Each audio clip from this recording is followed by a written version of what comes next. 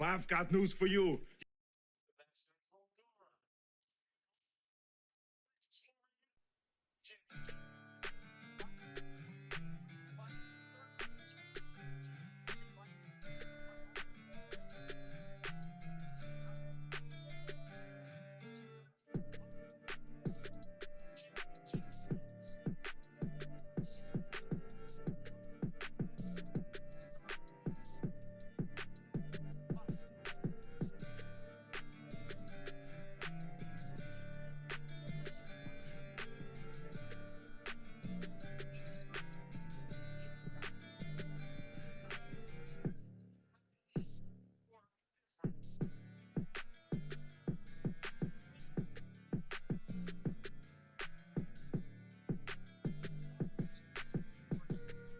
So, Cake just rolled out the Cake Creator instead of.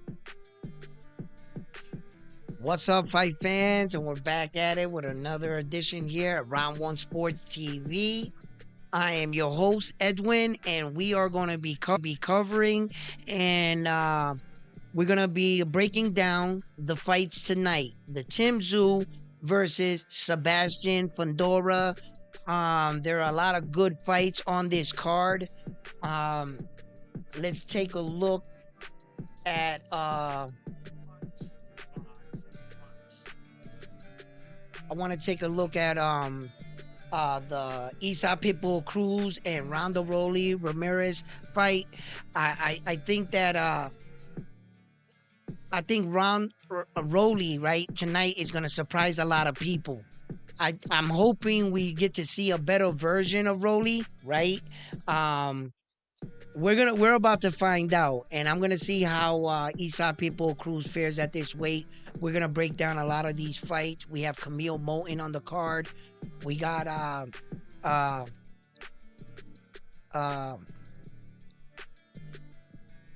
Lara, and Lara's gonna be defending his junior welterweight title, I believe it is. So I want to check that fight out. Wait a minute, let me pull up right now, which I actually in fact had it, and now I must have took it down. Well, I sure did. So let's let a couple people join the live stream, and we're gonna get into this.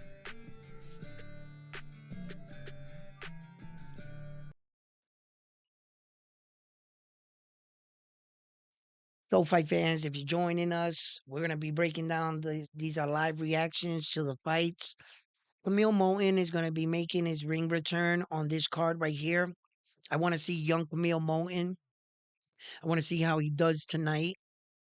Um, there's a lot of good fights right now on this card, which is making this card very good. Uh,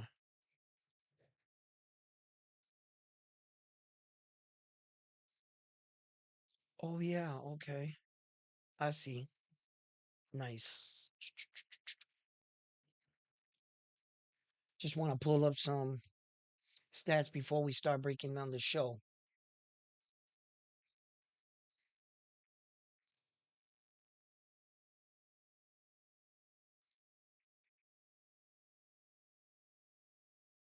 Right. Oh no, no, yeah.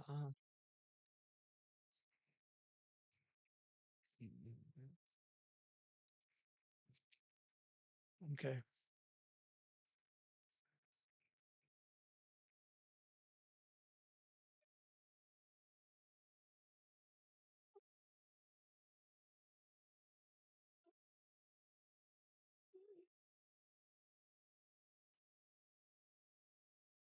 We don't have any fights starting yet, so no one's in the ring.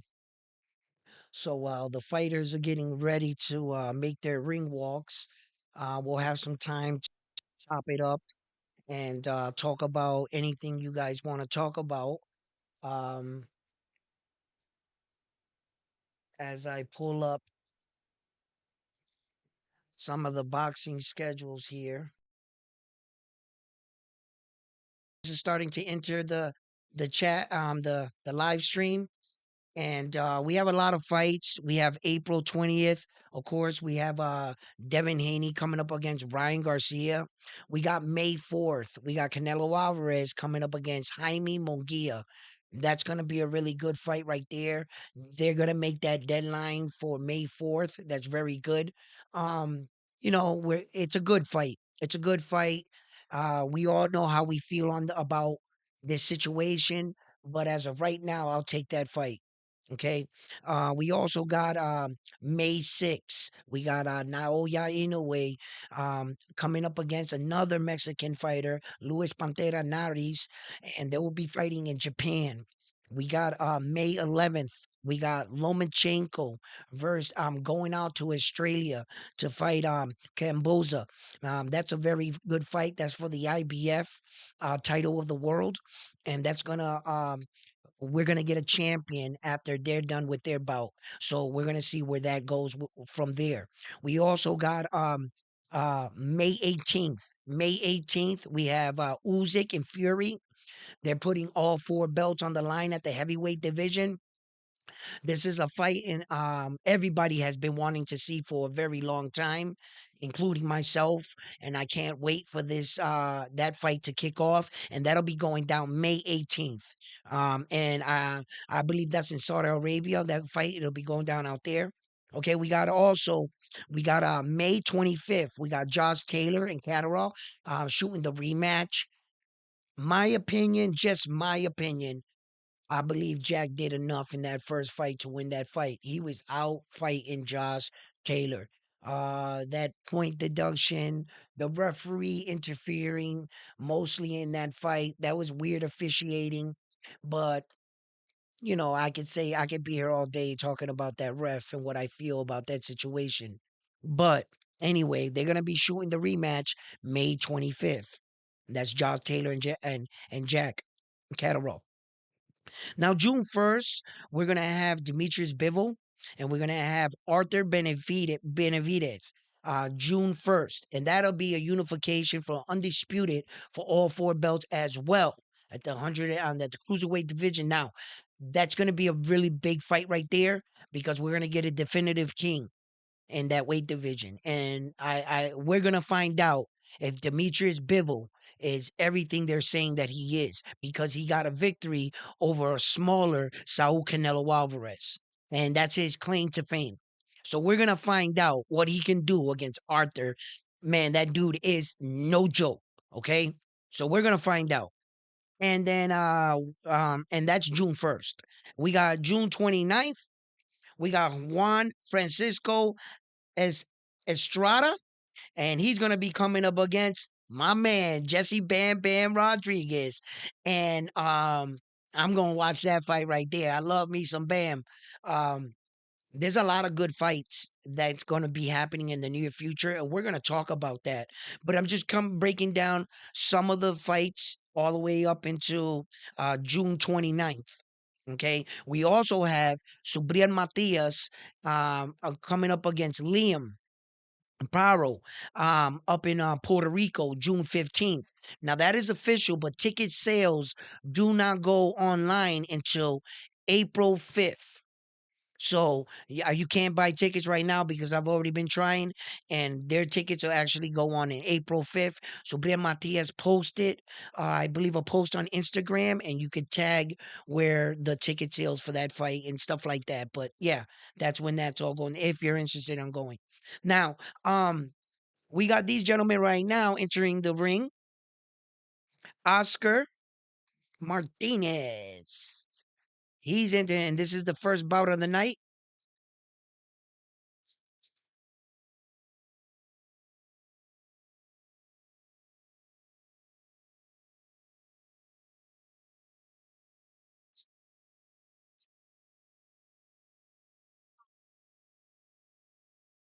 Julio Cesar. He's making his sixth defense of his world title. Oh, this might be a good one right here, guys. So let's sit tight, grab your popcorn, and I'm asking you to join me to watch these fights, and let's watch these fights together. And as we break them down, hey, fight night, baby.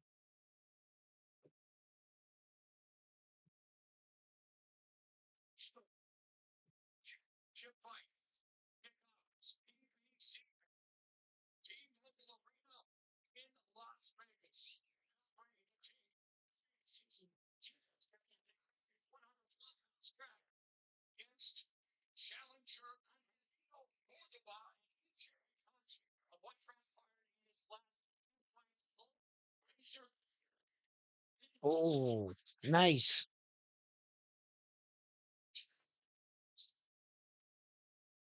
Ooh.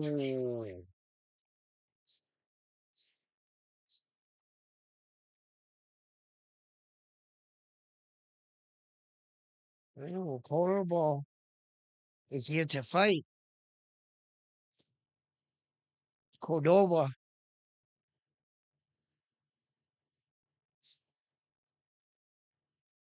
Martinez is really being smart with his jab. Come on, get out the way, ref. He's Cordova is starting off pretty fast in this fight right here. Martinez is being patient. A little wow throwing right there. Oh, they collide faces. They're letting it go right now in this first round.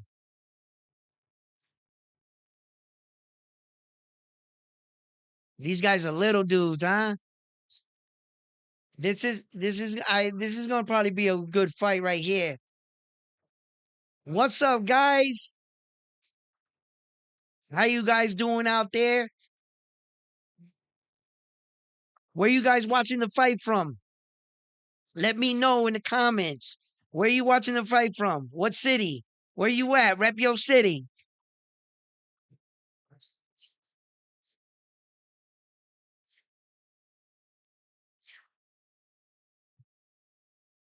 That was a nice right hand. Wow. They both connected. But I think Korobov took the worst of that exchange. Ooh, nice 1-2 downstairs to the body. He's timing him well. Oh, nice 1-2 uppercut. He's tagging the champion right now. Yeah, he's fighting good, but he's got to calm his nerves, pay attention to his breathing. Don't, don't shoot your load and be a front runner. This is a 12-round fight.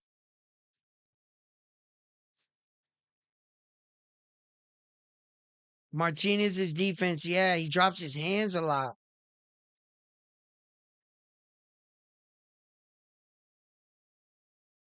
He took his best punches though. He took his best punches but you can't take too many of those like that.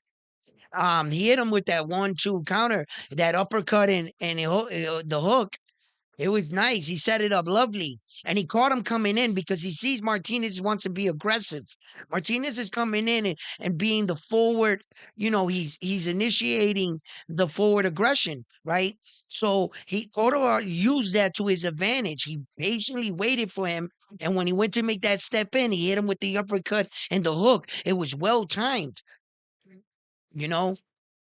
It was well timed. It was nice.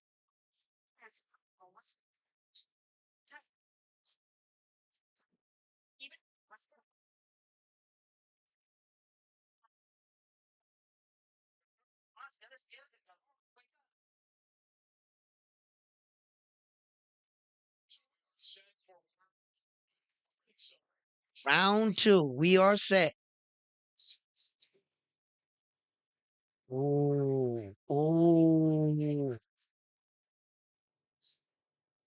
This is a little wild.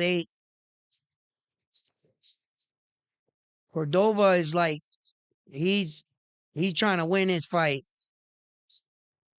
but he's throwing everything hard, and I'm noticing that jab was stiff. Ooh, he Martinez can't get hit too many times with these shots like this.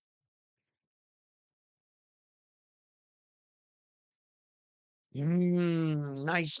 He's going to the body good. See, Cordova stays there too much when he throws a punch. He's giving Martinez the time to fire off on him. Get in, get out. Don't stay there. He stays in the pocket after throwing his punch. Like he's gonna look for another punch. Don't do that. Hit him, get out. And he's allowing himself to get into a slugfest, which I hope that this is his strategy, that this is what he wanted Martinez to do, and that he has the gas tank to maintain this slugfest. Because now you can see Martinez, all he's doing is trying to walk him down. Make Cordova use his energy. You see, and Cordova's like nervous. Okay, this is his first title fight. So he's obviously, see, going backwards like this all night, at some point you gotta step on that front foot and try to push him back. He's gonna push Martinez backward and try to put Martinez on the back foot. Because Martinez is just going forward, and when you're going forward, you're now exerting a lot of energy. It's exhausting fighting going backwards. It is exhausting. And although this kid Cordova might be highly trained, and I'm pretty sure he worked hard, you're gonna have to cut his gas tank nearly in half if he wants to fight the fight on it going backwards all night. He's gonna have to push Martinez back. See, right there is where you can pop the jab and give him something like that. Give him something and push him back. But keep pushing him back. Yes. Yes, Cordova. You throw the jab now. You see, but all that going back drained him out of the round. If he can do that in the beginning of the round, you see, and he's winning the exchanges. He's winning those exchanges. What's up? All right, my man. What's good, baby? How you doing? All right. Just here watching boxing. Here at Round One Sports Talk. I'm just coming in early tonight of a lot of the young fighters that I really wanted to see. And since I was gonna watch them anyway, I was like, look, I'm gonna go live. I want to check out Camille Moulton. I'm basically doing this a lot earlier than what I would normally do it. I know this is going to be freaking exhausting, right? This thing's going to go on for like 5 hours and shit, right? Jesus, it might. And I wanted to really see Camille Moulton, and since these other fights were gonna, you know. Oh, and wow. He dropped him. He was flash knockdown. It wasn't strong. It was a flash knockdown. Martinez just hit him with a straight shot. He caught him with his feet, both like this. And when he took the shot, he wasn't unbalanced enough to take that shot. He caught him exactly when he spinned, and his both feet, he was like a T, and he hit him. It was a great time to hit him.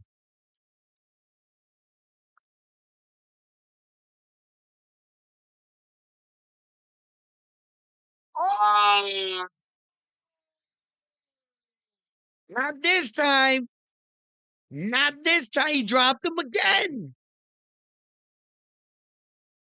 Ooh, 2 knockdowns. Is that a 7-10 round? That's still a 10-8 round, right? I don't know. Oh, he's all over him. Yeah, the kid's hurt. Cordova is trying to survive. Good defense. Good defense, kid. Way to survive. Way to survive, kid. He used his footwork.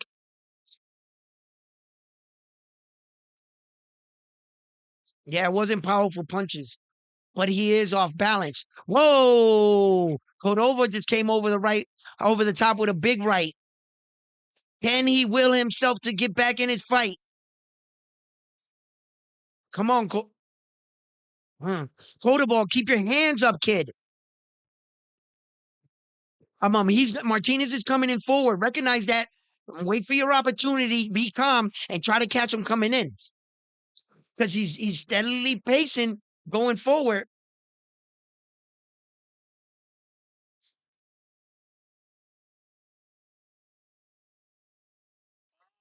What man? He's got to.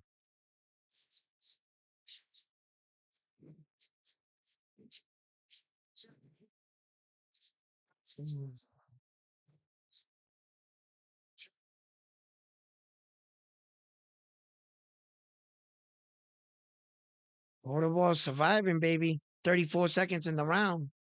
He's been dropped twice in this round. It was basically two jabs, but that second one, you could see that Martinez hits hard.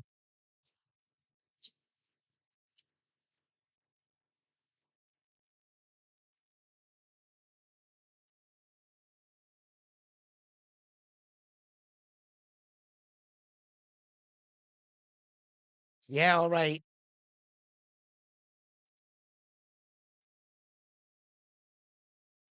Yo, bro, Mendoza put up all hell on of the fight. This could end early. I don't know. Yo, he survived. It's a stiff jab.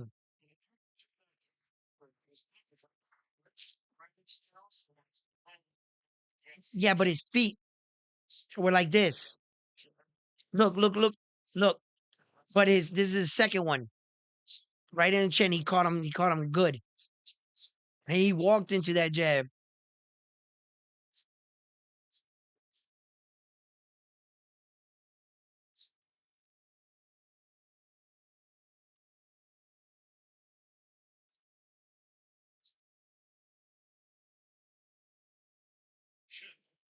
Yeah, they were right on the chin. Cordova is still in this fight, bro. He starts up. Whoa, Martinez hit him with that shot, and now Cordova is going backwards. See, Cordova, when he's throwing those power punches like that, he's just throwing them at his gloves and shit. He should like set up his punches a little bit more. If you're in, left hook upstairs, but Martinez is eating them shots like a zombie. Cordova needs to relax and stop throwing everything with power. Just touch him a little. Tap, tap, tap, tap, tap, tap, power. Tap, tap. Oh my God, he's in trouble again. He's he's he's throwing over.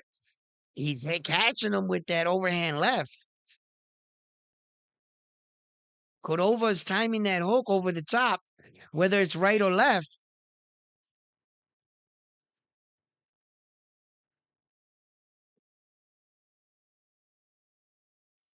Oh, Martinez is. You can see that Martinez got the heavier hands.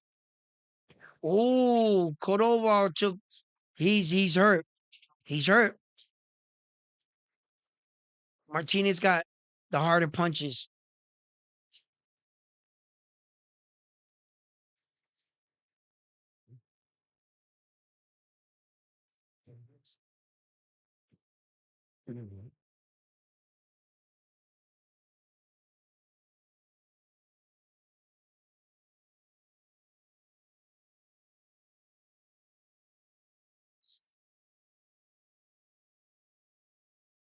Okay, what?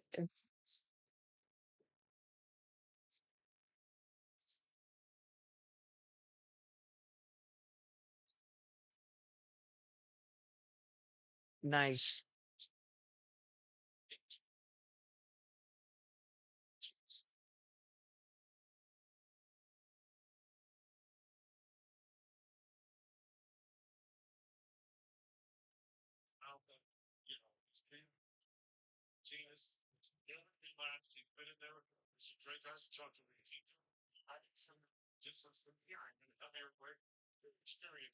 Yeah, this kid ain't gonna be able to maintain this. Martinez is gonna drag him out to like 2, 3 more rounds, and he's gonna knock this kid out. This kid is gonna gas himself out in this fight. Cordova, he's gonna gas himself out. Everything he throws is hard. He's going backwards. It's just a matter of time.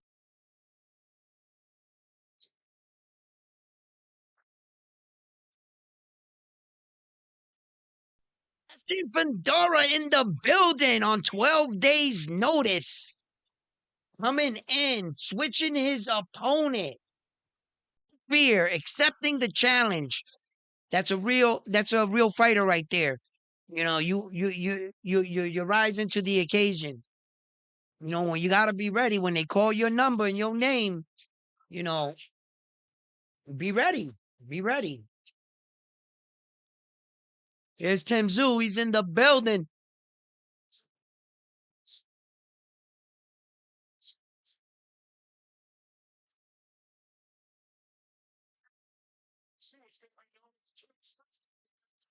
Ah, he's got to make a name for himself.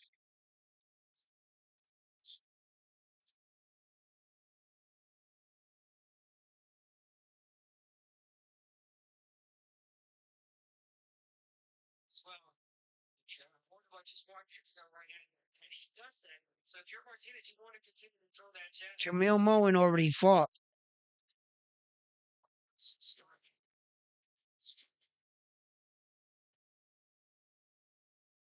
Wow, this is they going at it. We're gonna talk about a couple things right after this fight.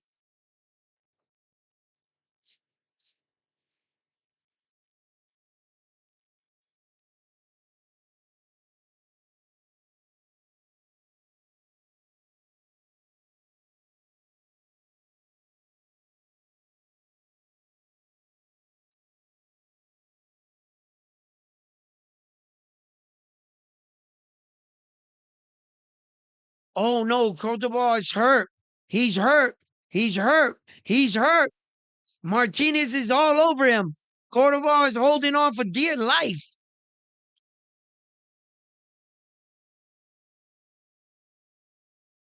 I want to go check out this Camille Moten fight real quick, but I don't want to switch from here. I want to see how he did.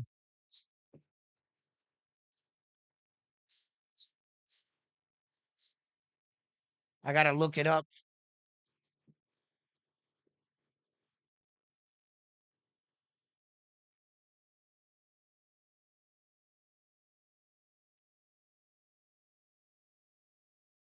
He's survived somehow, some way.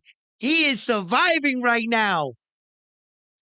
See, Martinez is a little wild too, because if he was to put his punches a little together and work behind the jab, he might get Cordova out of here. All right. Because Martinez is, he's just looking for the knockout. He's going in there slugging and hoping on his hooks that when Cordova stops moving, he starts punching.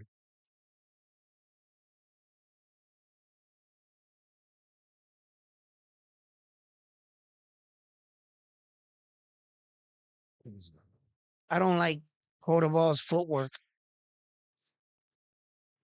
He's not really positioned well to throw the next punch. When he throws one punch, he gets out of position and he's not balanced.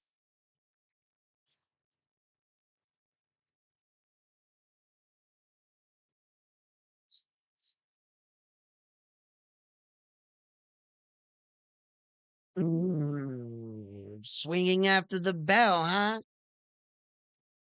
Jamie, what up, baby? Um, now that I see the list of all fights and I'm watching it from my side right here, Camille Moen already fought. This fight is on right now, right? So the fight schedule after these guys fight, we got a 12-round fight, right? Against Brandon Mendoza, right? Against Brochaka, right? That's the guy that was supposed to fight Sebastian Fundora, This is the fight that Sebastian Fundora was pulled out of and upgraded to the main card. The fight after this fight right here. Okay. So when we get into that fight, the fight after that, right? It's going to be the Lara fight. And that's for the WBC middleweight title.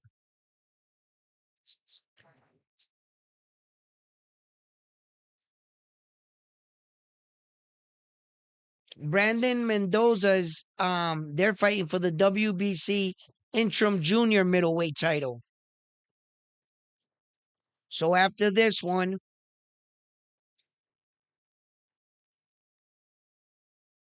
Cordova. After the Cordova fight, we go right into that one. Brian Mendoza versus Brochak Brochaka.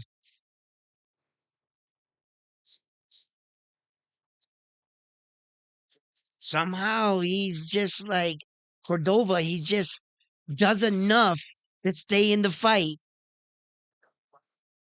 And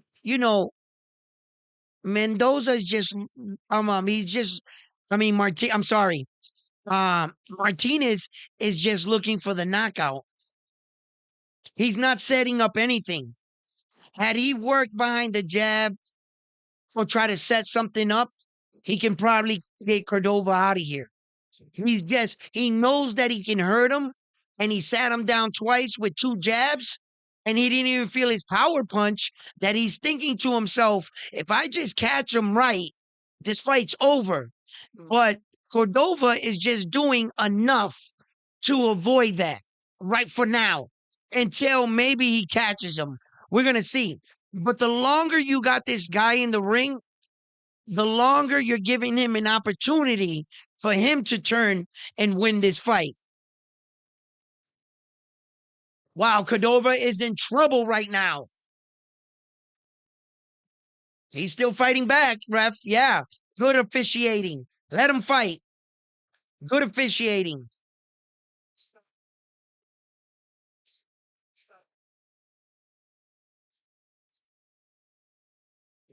What's up, Armando? What up? Salud, papi.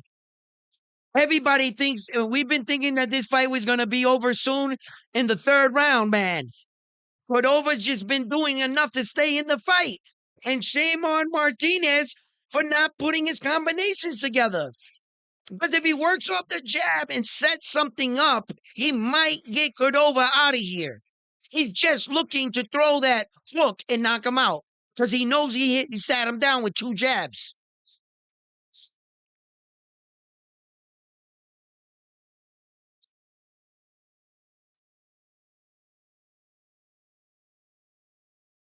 But I said that I didn't think that Cordova could do this all night.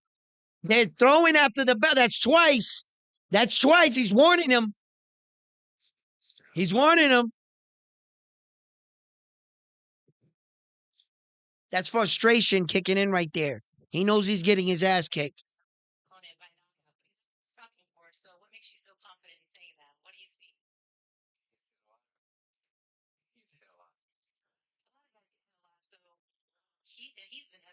He's been corny this.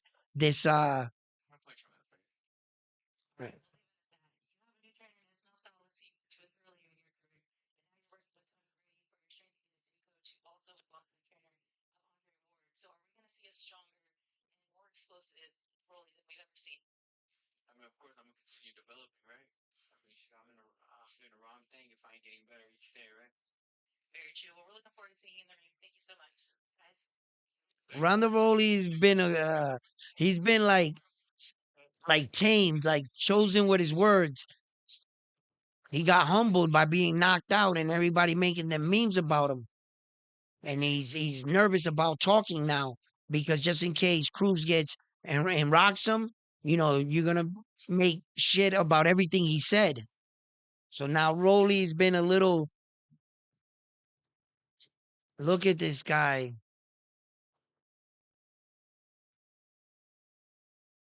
Martinez. He catches quarter ball and he just doesn't good.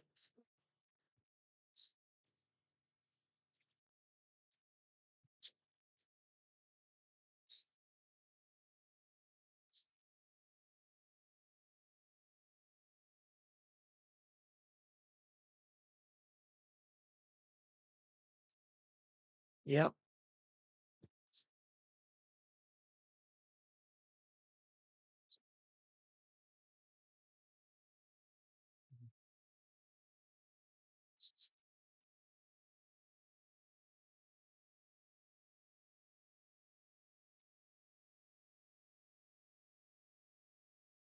Wow.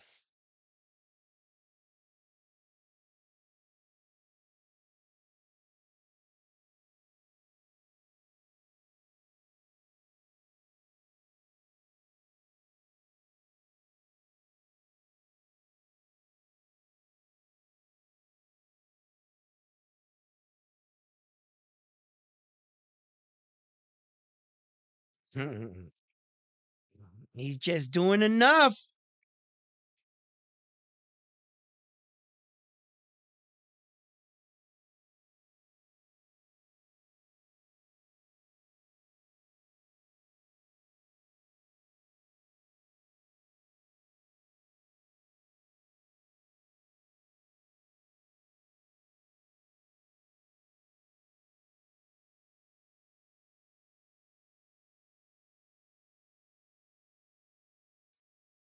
Ah, what do you guys think about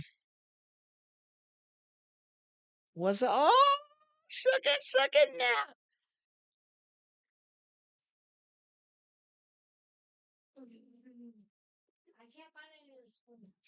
Guys, yo, oh no.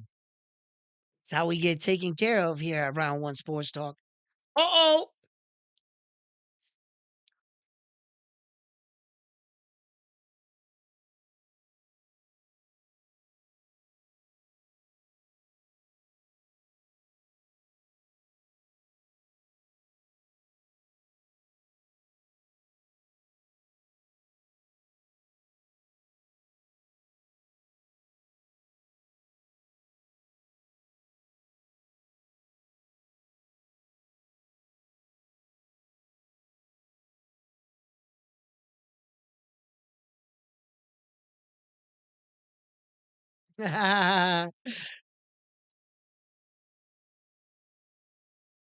Man,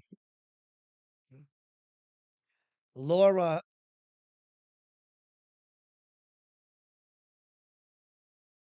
there's a lot of good fights coming this calendar year right now. Top Rank got a good they got a good card. The Zone is doing their thing right now, man. And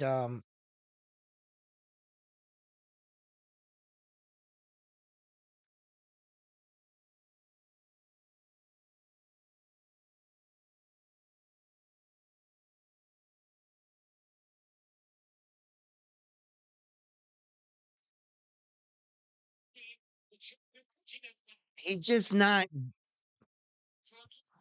he's just not we should have had this guy out of here, man. We should be on the next fight. I thought this fight was gonna be over a long time ago.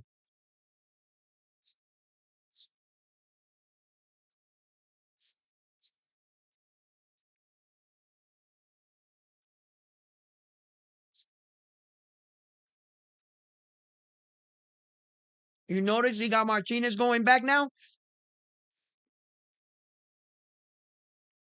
That's what he needed to do. And I was wondering if he was going to be able to sustain this, right? The kid's strong. Martinez is just hitting harder. And he's got a chin. He's got a chin because Cordova, he's got to be thinking right now, man, I've hit him with everything, bro. And it doesn't look like it's freaking discouraging Martinez at all. But you gotta stay with it. You gotta stay mentally strong and just be like, yo, if you want these hands, you won't keep getting them all night.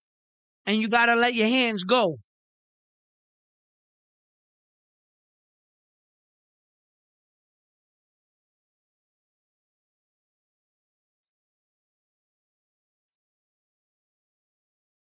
Oh, Martinez is cut. Those are points. Those are points. He can get a 10-8 for that, plus what he's doing in the round. plus the cut, he can get a quiet 10-8. Yes, he could.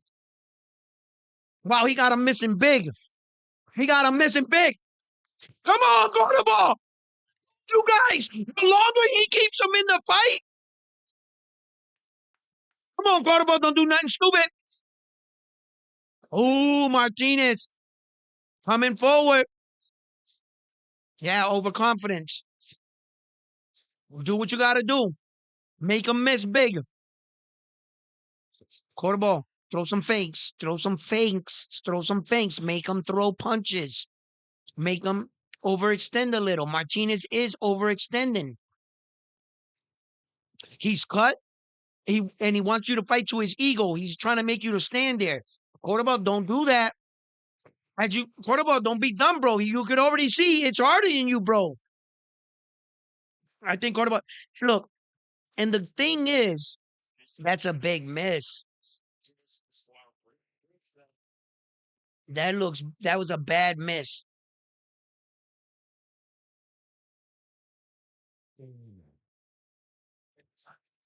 I'm trying to showboat a little there. Where did it go?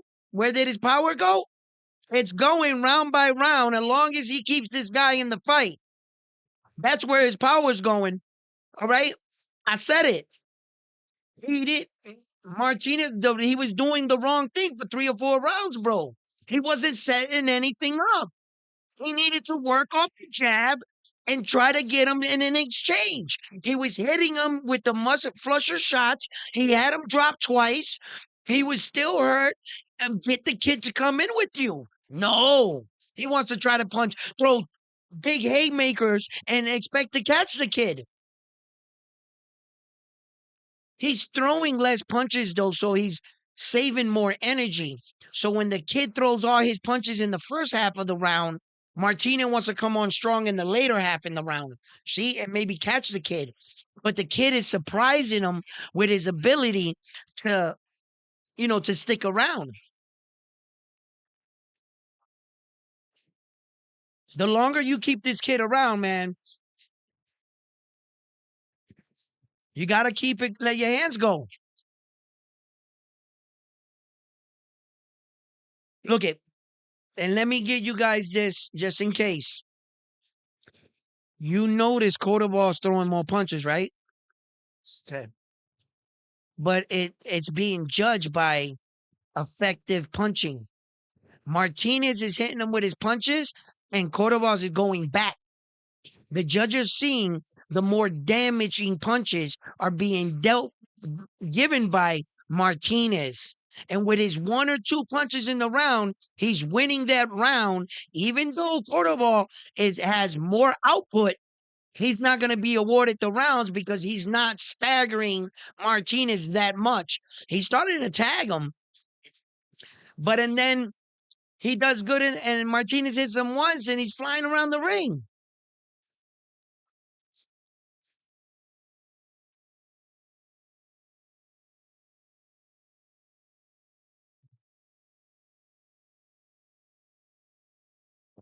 You see that? You hear that?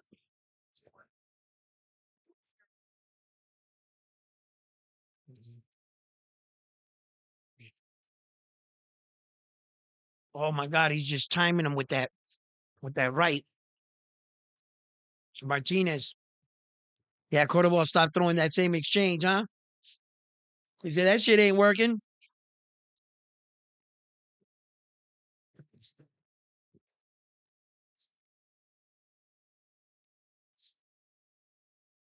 And look at Martinez is gonna steal the round again. At the end part of the round. He got him going backwards. Look what the judges are seeing. That his punches are more effective.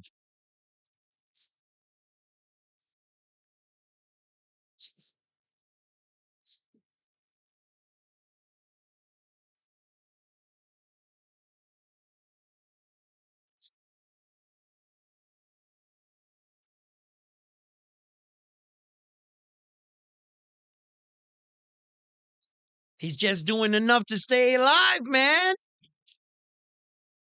If you can't get him out of there, right? And whose fault is that? Lara.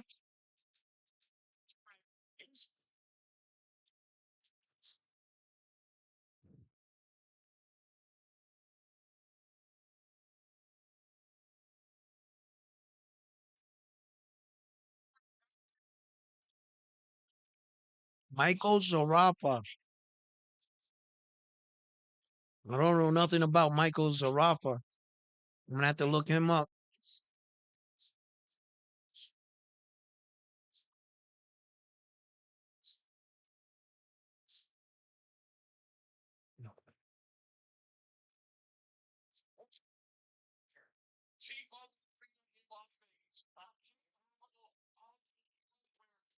And that fight is next, Laura.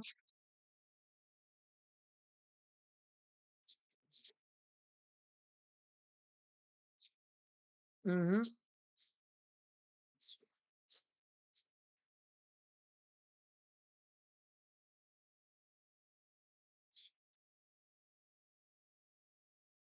That eye is he's peppering that eye, and all that blood that keeps coming out.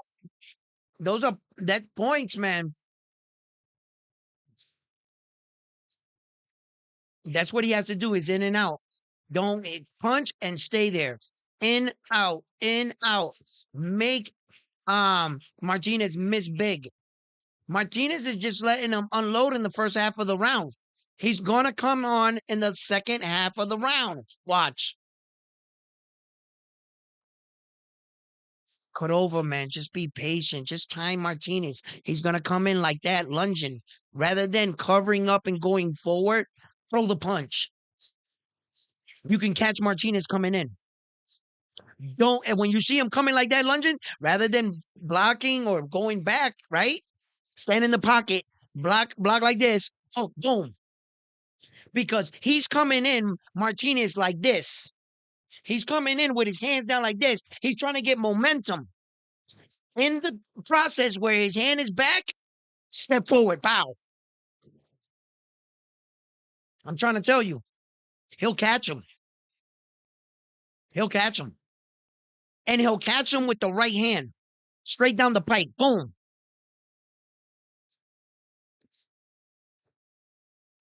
When Martinez comes in with his hand going like this, trying to get that momentum, rather than putting your hands up, going backwards, snap it off.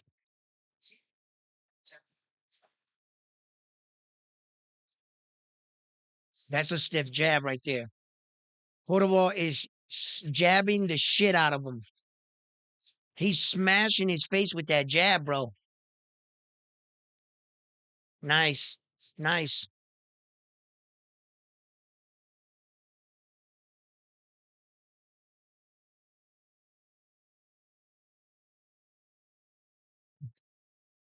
Mm.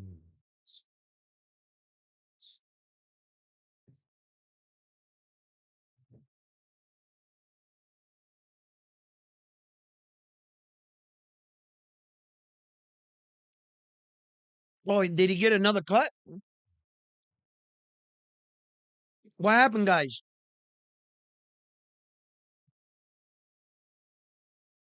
Oh, that was great, babe. Is it another cut, though?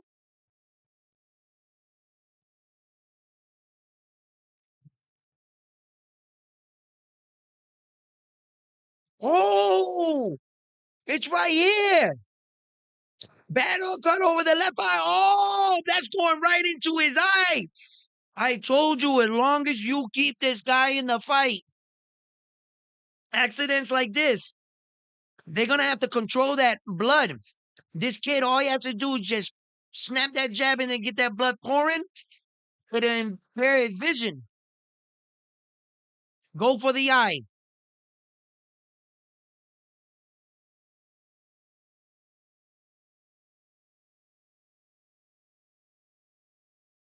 That's a bad cut. And it's in a bad place. Yes, it is. That is a steady stream into your eye. There's no way around it. You don't even got the blood to go or can go a different way. It's straight into your eye. That's the only way it's going.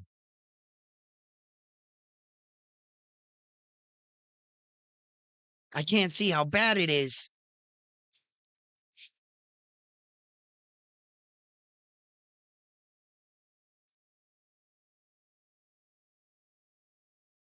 Oh, there it is. There's the headbutt. For a minute there, I didn't think it was a headbutt. I thought it.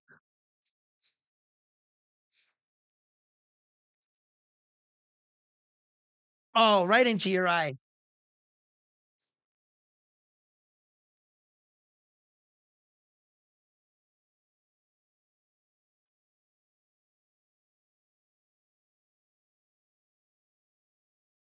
Yeah, that's two cuts, Amando.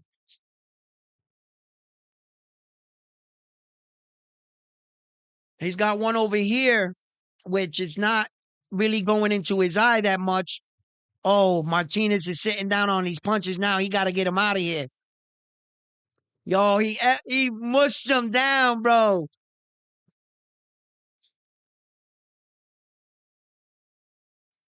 His face is swollen.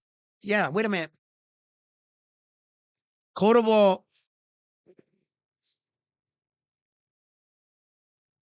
Cordova's cheek is like this. Did you see that? The pain. These guys, they.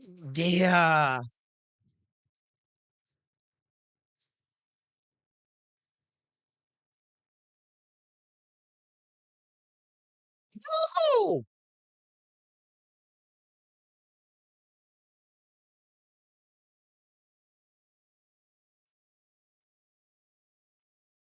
oh, they both leaking now.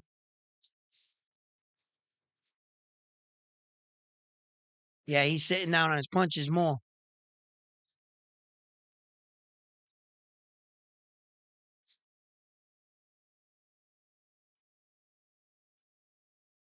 Mm.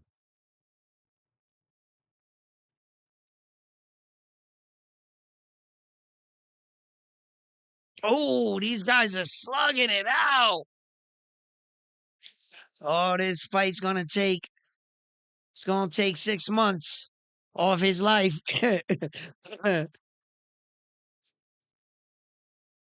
These are those wars right here.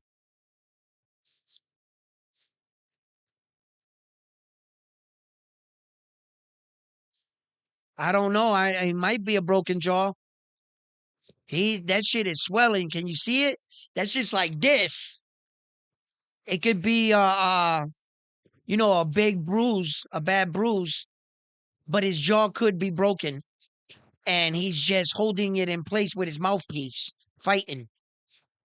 I know plenty of guys that fought, got their jaw broken somewhere in second, third round and went the distance with a broken jaw. Not every man's jaw breaks the same and it's so overwhelmingly, there's like fractured jaws and shit where it's like cracked, that kind of break. They're different kind of breaks.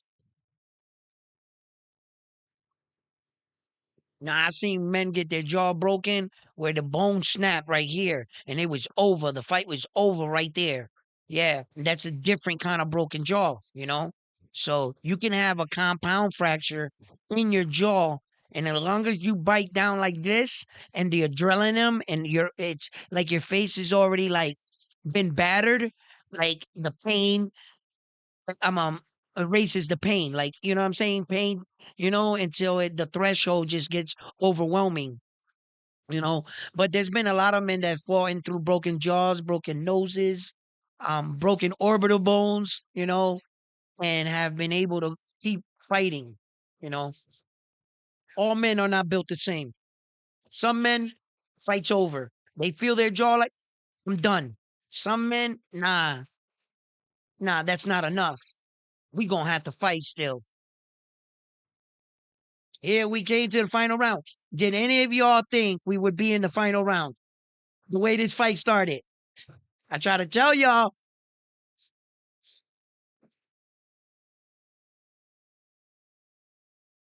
Wow, he's I lost track of some of these rounds. Who do you guys think is winning this fight? I didn't think we were going to go to the scorecards.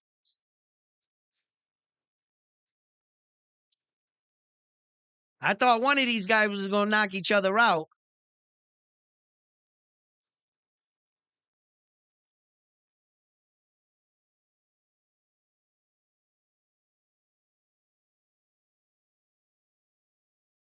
If Cordova can knock him down in this round, at least like knock him down, get a standing 8, he could stand to win this fight.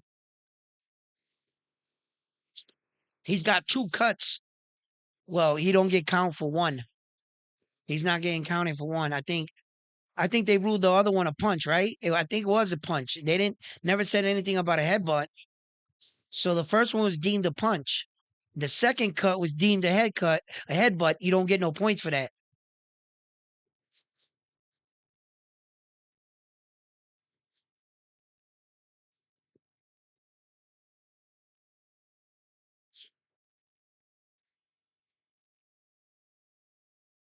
Yeah, he should be fighting with urgency, but it's easy to say when you're sitting there and you're not tired and your jaw ain't looking like that.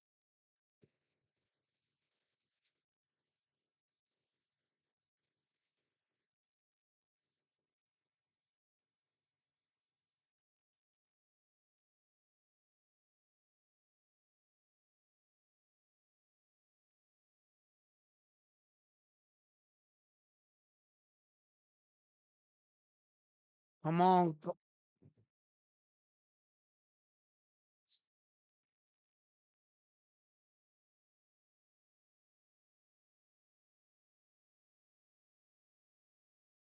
Yeah. Both these men are displayed a lot of heart. They showed you know, warrior spirits here. You could tell they're both hurt. They're tired. And they're in there slugging it out to the bitter end. You know, Cordova wants to win this fight, but I don't think he got enough behind his punch. And you don't want to show Cordova the last few seconds of the fight, you retreating, going backwards, and the judges is going to see his forward aggression. Martinez, they're going to award him the last round.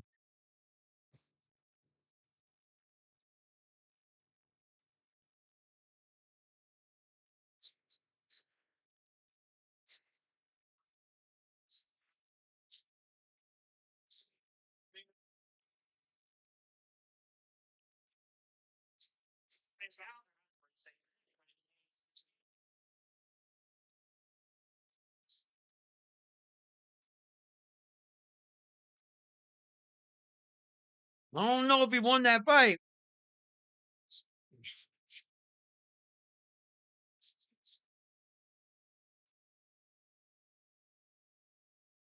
Damn right they were tough. Sometimes men are too tough for themselves.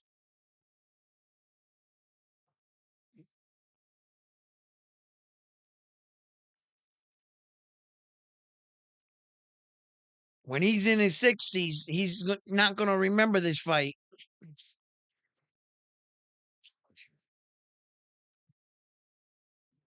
But who cares, right? He in the glory.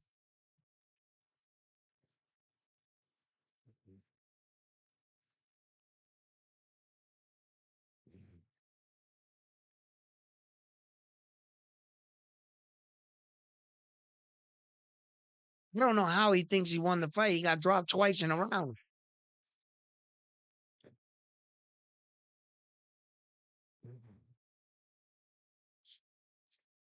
It's his cheek. It's up here. Might not be his jaw. I think it's his cheekbone. His cheekbone is swollen right here. It's all up here. It might not be his jaw. It might be his eye socket. There has been a lot of fighters in history that have sustained a lot of injuries, like Sugar Ray Leonard with his eye. You know, there've been a lot of fighters that took bad injuries. You keep getting hit, and it's right here. Look at Errol Spence Jr., how many surgeries he's already had. You know, keep getting hit in the eyes like that. You know, what was his name? He had that lazy eye. He had to have surgery on his eye because his eyelid it died from so many punches. The right punch in his eye, it killed that nerve right there, and his eye would like droop in the fight. You know, Errol Spence Jr.'s eye kind of droops. One of them.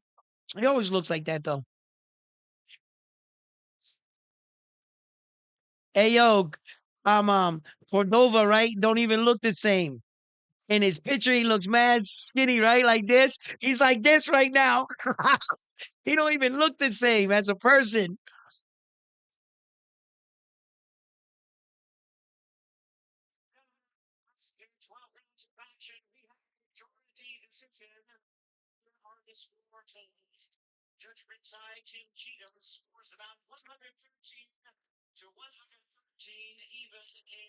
To 113 to 113, even a draw. One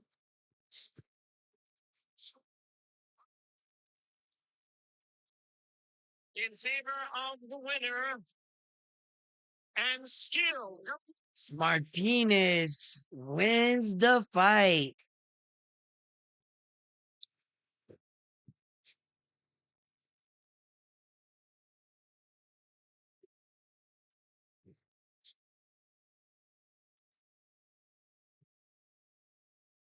It was a close fight.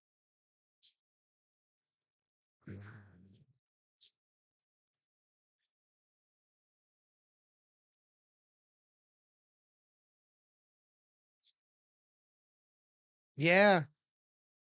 Instead of running that last round, if he fought that last round, he wins this belt.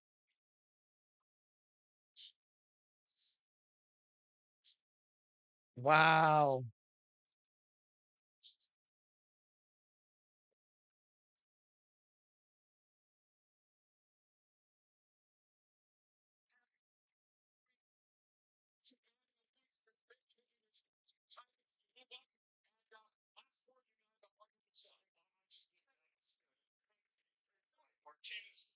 Yeah, Bam Jesse Rodriguez vacated both his titles to move up.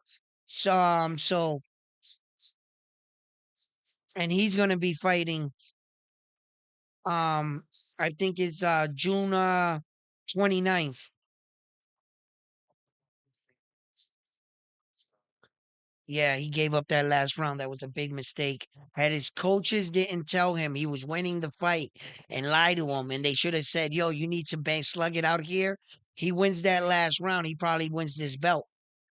You know, one of the judges had it even on all scorecards, and the other two judges had it the same, which was yeah, yeah. Come to think about it, he wins that last round. He might win.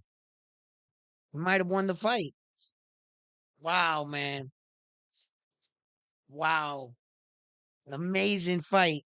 That was two.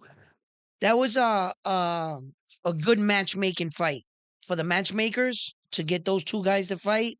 Their styles catered to each other. The fight was competitive. It was even with what both men had to offer. It was a well matched place fight, you know, and it that you see when the matchmakers make these fights, you want it to be like that. You know what I mean? You don't want to see it like always like, one sided event. Like, you want to see a fight. So, and that's what makes those kind of fights good. But the difference between these kind of fighters and elite fighters, that fight would never went 12 rounds with a man like this. No. It would never have gone there at all. you know?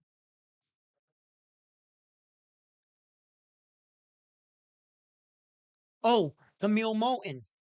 I wanted to see how he did. Um,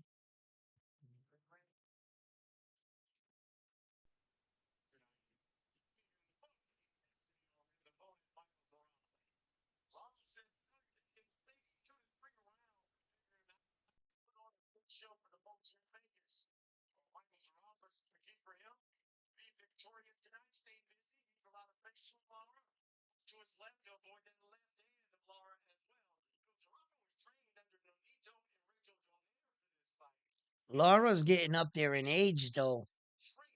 He really is. Landy Lara. What is he, 40 years old now? We're about to see his age. I believe I'm right.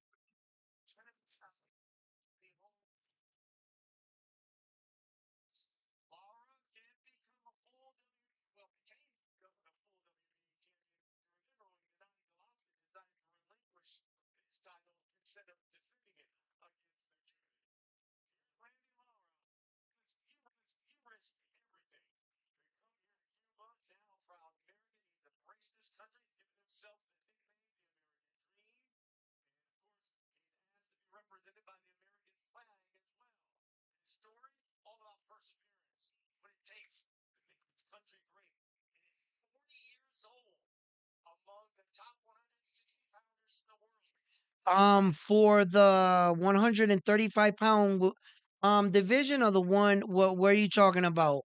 Because they're not technically, though they're vacant, but the fights are already scheduled for the belts. Like, for instance, Lomachenko and George Kamboza are fighting for the IBF.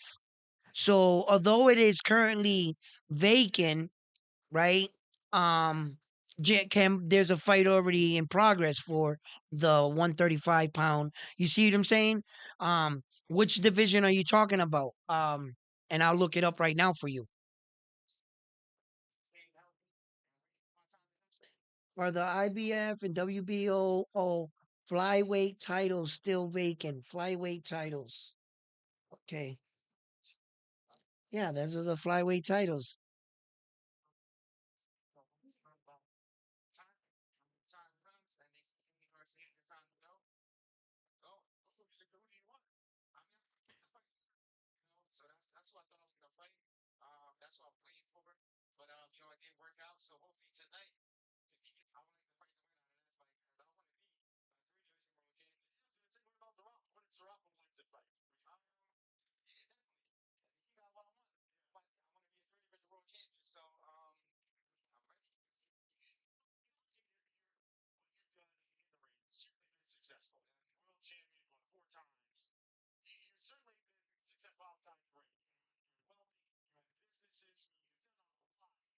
Okay.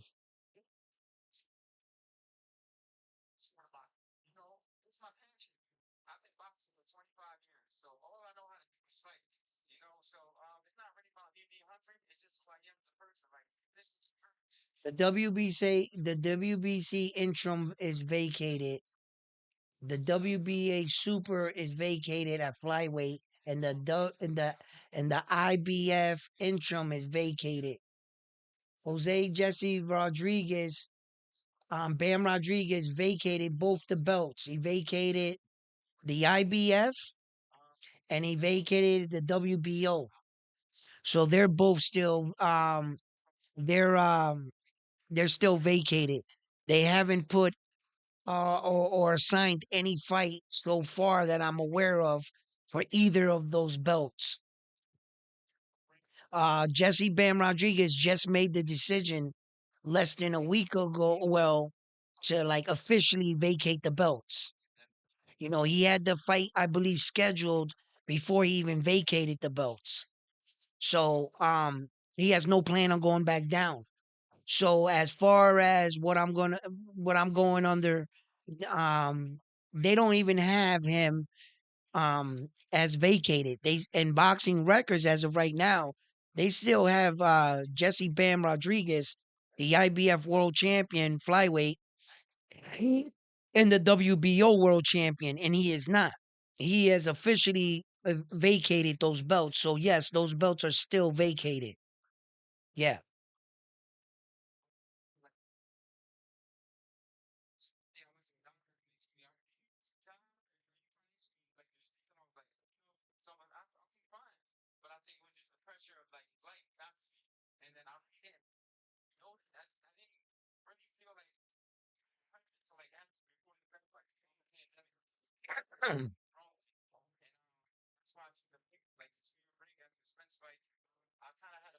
I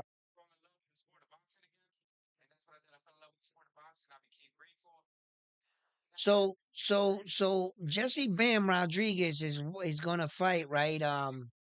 Juan Francisco Estrada, right? For the WBC world title, right? At super flyweight.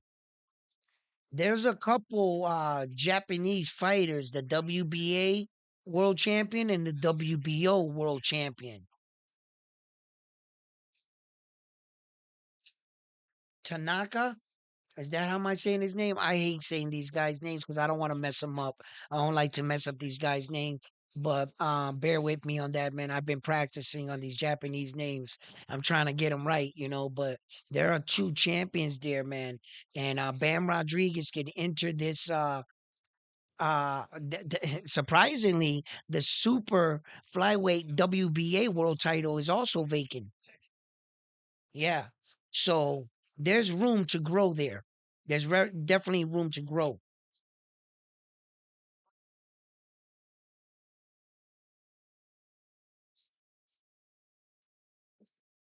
What do you guys think about this Rolly fight? Do you guys think that Esau Pitbull Cruz can pull this off? Hmm? How many of you guys got Esau Pitbull Cruz in this fight? I want to see what Rolly looks like. Um, I just hope Rolly is not the same Rolly that I just hope that he shows improvements. The one thing about a fighter, though, when you see him with a new coach, a new camp, there's only so much you can teach a person.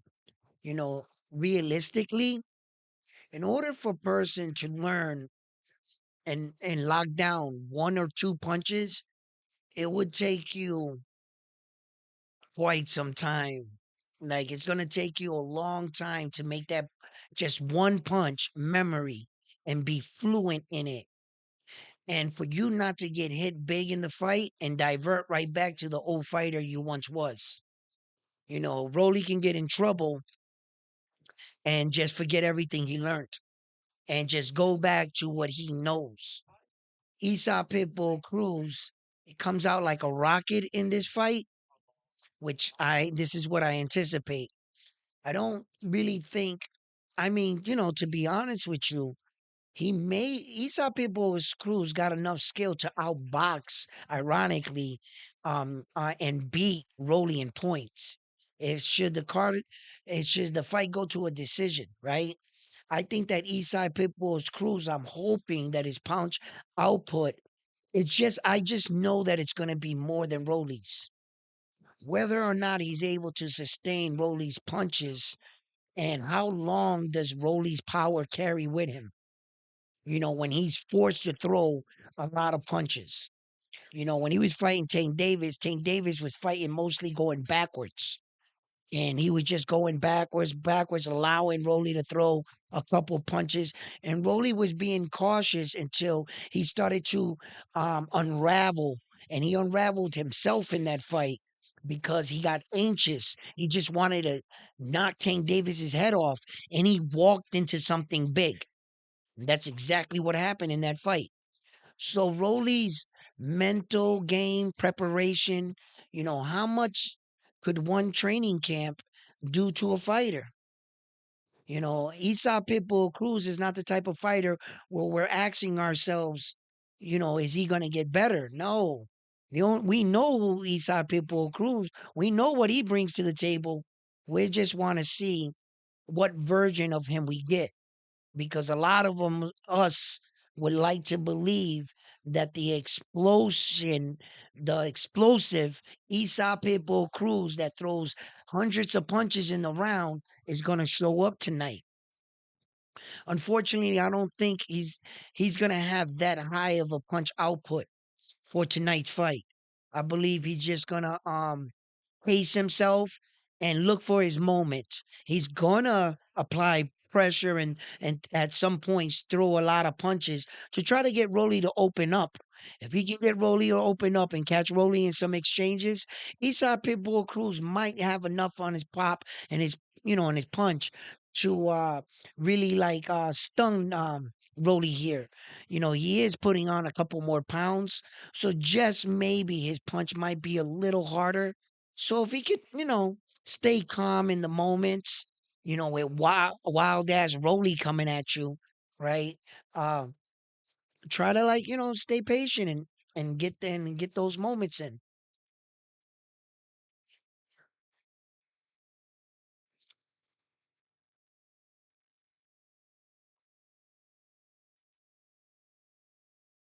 I don't know anything about Michael Pretty Boy Zarafa, and I'm not gonna pretend like I do. I don't know nothing about his ass, but we can look his ass up.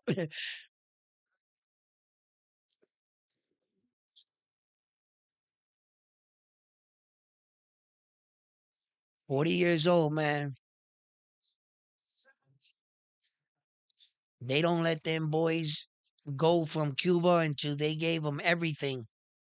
And by the time they release them, they're 28 years old and they're in America trying to start their professional career.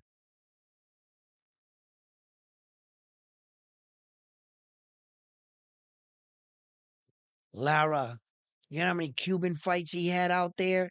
Lara's probably a lot older than what he is. Put some dye in his hair, lower his age a little. They do it all the time in boxing.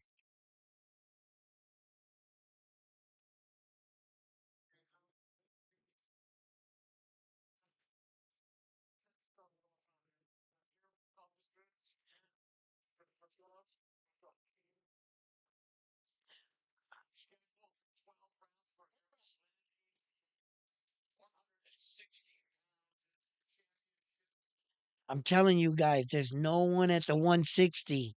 Errol Spence Jr. can go to the 160.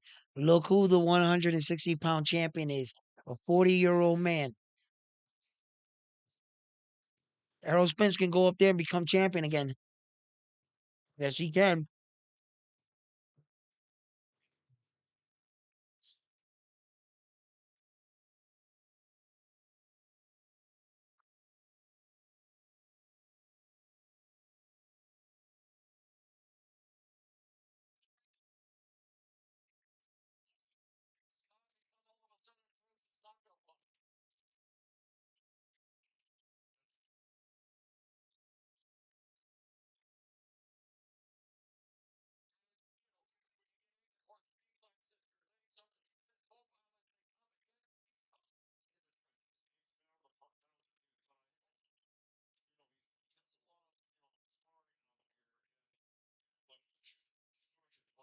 Is his nose bleeding already?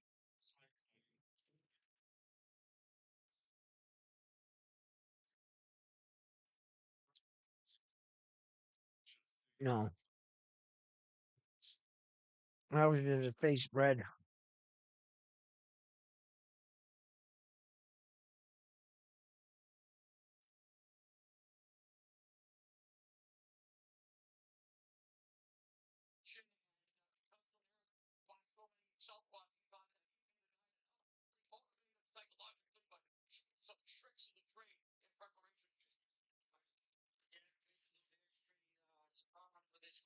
This guy can't fight. He can't fight going to his right.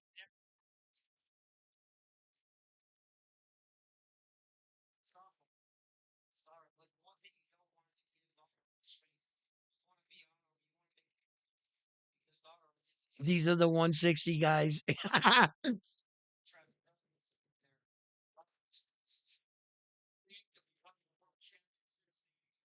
Zarafa can't fight going to his right, and he doesn't fight good off his back foot. His jab is basic at best, and his balance is not that great.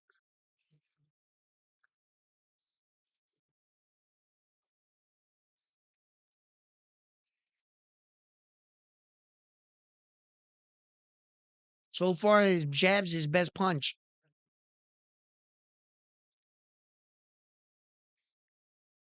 He can't fight going to his right.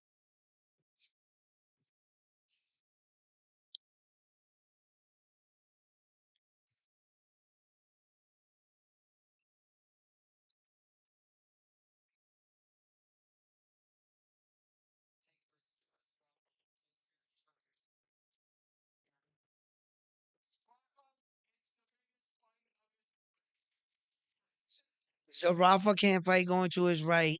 He can't fight going backwards. His jab's his best punch, and it's at best so far. He hasn't shown any. He hasn't put any punches together. Um, no. Um, even a fighter such as Lara, he's a real skilled and he had a real strong amateur pedigree. With as many fights as Lara's had, he can see this. He knows where to keep him going. He knows which way his punches are gonna come. If you're only going one way, you can only throw your point hands one way. He just gotta wait for him coming this way and that's it. That's it. He's not doing anything else.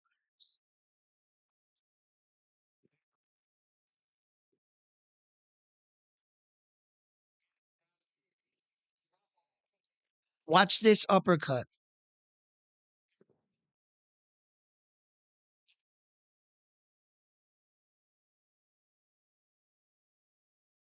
I bet you he hits him with an uppercut.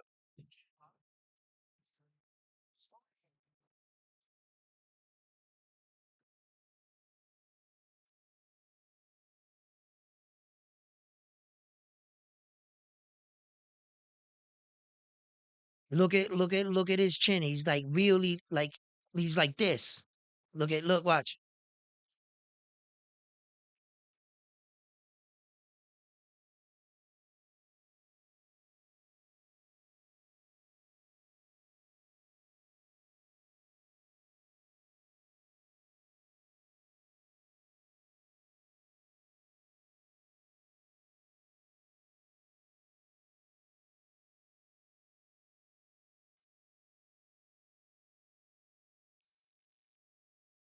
Rather than Laura throwing it straight, all he has to do is hook it up. The kid is leaning in like this. I thought Laura would see it. Watch. He's gonna throw the jab. Laura's gonna go like this, and he's gonna duck. Look, watch. You see? And then he goes like this. Watch. He'll do it again.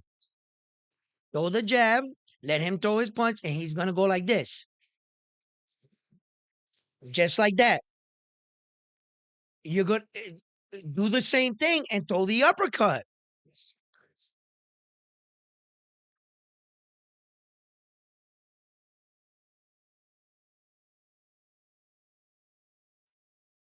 You can bait that guy and get him to lean into your shot.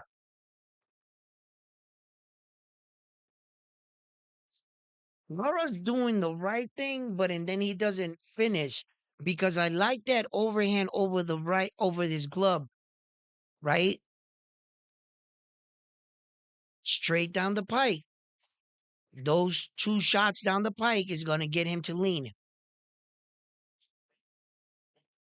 when you throw him straight like that. Come on, Laura. What do you? I mean,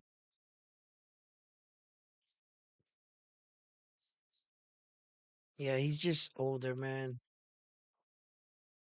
And he got him. He got him. Got him. Oh, this is over. This is over. This is over with. This is over with.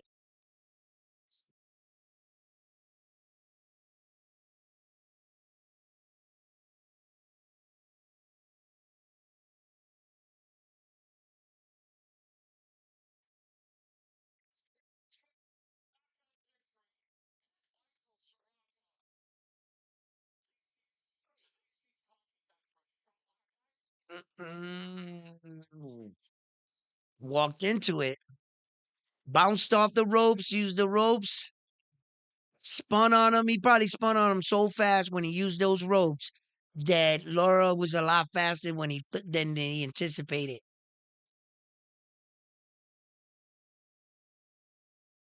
Second round, Baby, moving it along, move it along, move it along. Come on.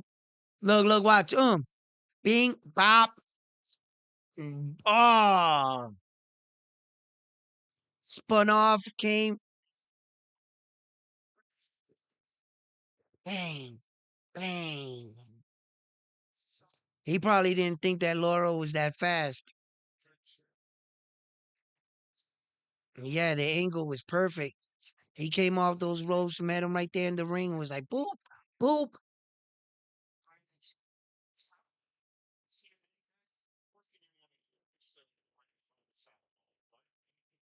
Nah, he was hurt. He was hurt.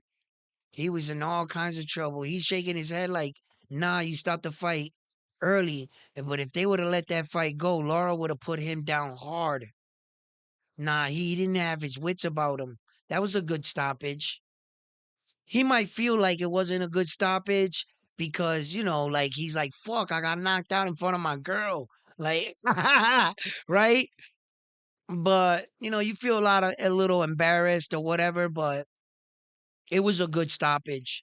If they let that keep going, he would have got knocked out like Francis Ngannou got knocked out. Some shit like that.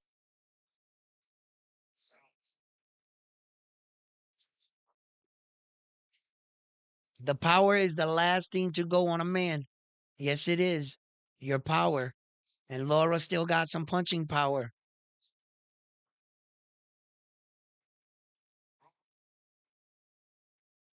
What? Cold feature? Getting set for the cold feature? What y'all talking about? We got some more fights in between here. Oh shit, they getting ready like that. Oh shit, we got out of the Laura fight like this. Moving along.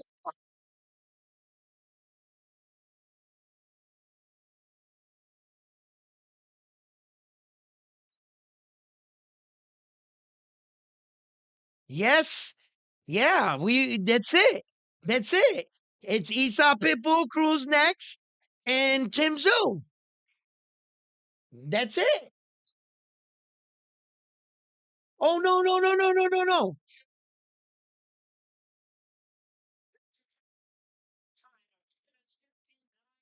No, how the fuck we did not get them Brandon Mendoza fight? That's what we're missing. Brandon Mendoza fight got taken out the card because we went right from. We didn't watch that Brandon Mendoza fight, right? No, we didn't. I would have remembered that. I mean, yo, am I smoking too much? Like, yo, yeah, we jumped right up to the law because according to the boxing card, the main event, I mean the card, it says Tim Zhu, Sebastian Fundora, Rondo Rowley, Eastside with Peaceful Cruz, and then it says Lara, which is this fight right here, right? And then the next fight under that would have been Brian Mendoza versus Burger Chick, right? And then it was um um Martinez versus Cordova. So there was a fight. This is why it went so fast. I'm like, what the? How the hell are we at Eastside Pitbull Cruz? We're missing a whole fight.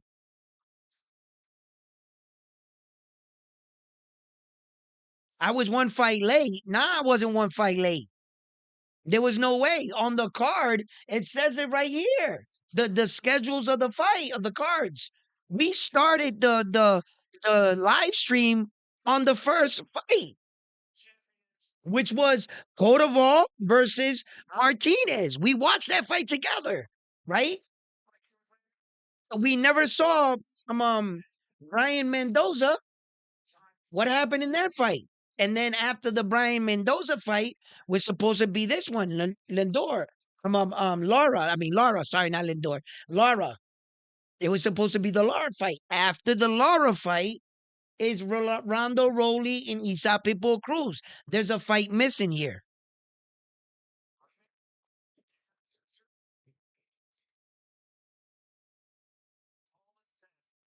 Yeah, he did. He got stretched.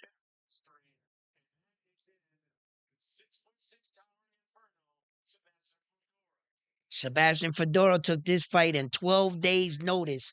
Just want you guys to remember that, okay? Took the fight on 12 days' notice. Oh my God, I can't. This guy, man, his fighting style bothers me so much. You know, he has all these attributes, the length and everything. He doesn't choose to use any of it. Why? I don't know. I don't know, guys. If you guys had that much and the guys you were fighting, you can make that kind of weight, and the guys you were fighting were right here. Why would you try to give these guys a benefit of the doubt to touch you? Just become a dominant champion and wipe these dudes out and stand on the other side of the ring and save yourself the, make somebody figure out a plan to come in and get you then. Don't feel like, oh, I'm not gonna use my reach because it's not fair. Fuck that. Life ain't fair. I want to be world champion.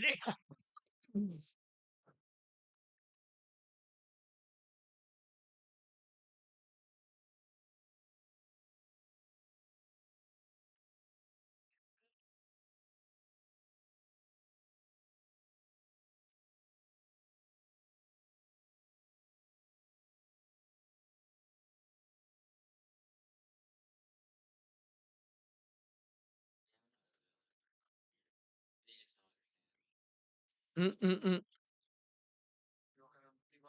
He said, I'm not a villain. I'm an anti-hero.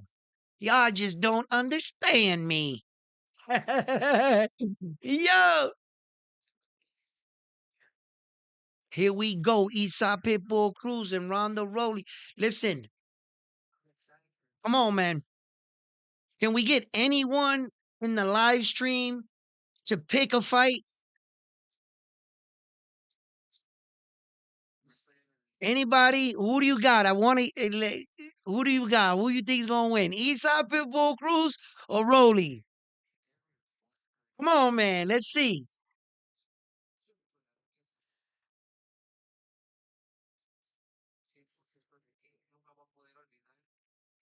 See, my boxing mind tells me to go with Esau Pitbull Cruz. Everything inside of me is saying go with the guy you know. Don't go against what you know, Edwin. You know what I mean? Don't, because it is what it is. I think that Esau Pitbull Cruz is the better brawler slash boxer.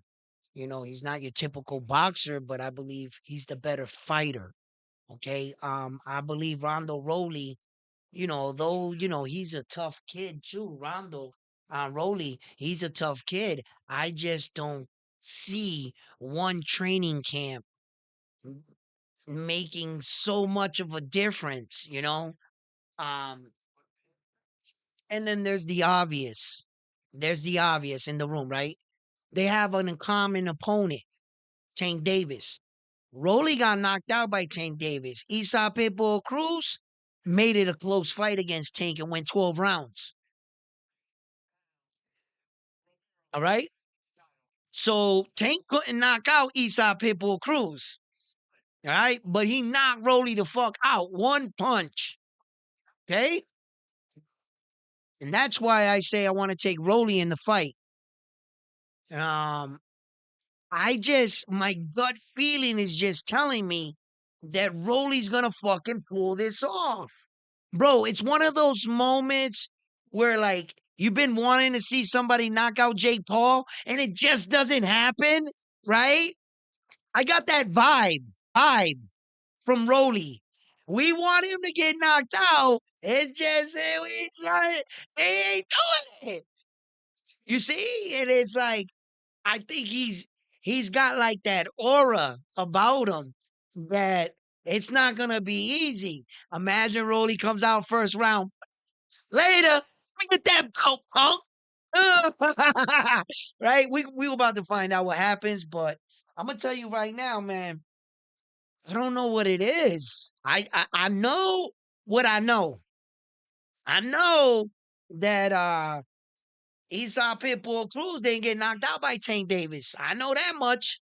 And Rolly did. And I think that Esau Pitbull Cruz is the better brawler slash boxer in this equation. Yes, I think he is. There's just, my spider senses are like fucking flaring right now, and I'm just like, don't count Rolly out, Edwin. Don't count him out. We're gonna find out.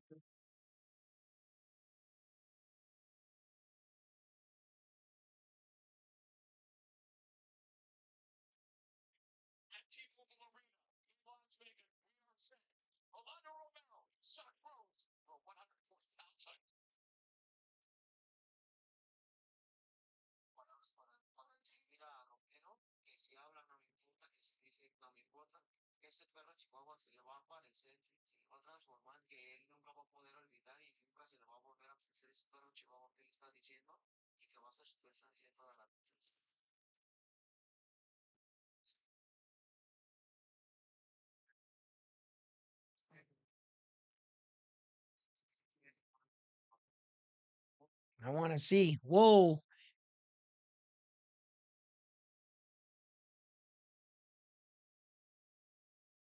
this shit's gonna be crazy. Here comes Isa People Cruz with the mariachi band. Man, let's go, Mexico! Mexican fighters are fucking phenomenal, baby. You know you're getting a war when you got the Mexicans coming in the building, baby. They coming to bring that fire. Ooh.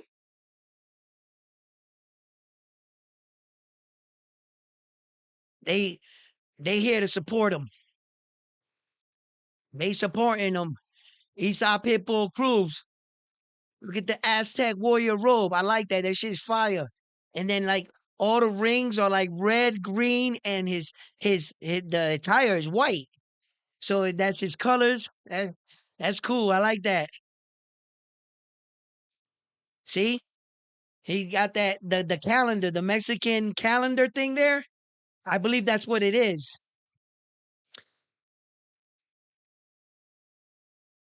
Uh, does it look like that, the calendar, or does he have it a little altered or something? I can't remember. I can't remember everything. But that shit is fly. I like that.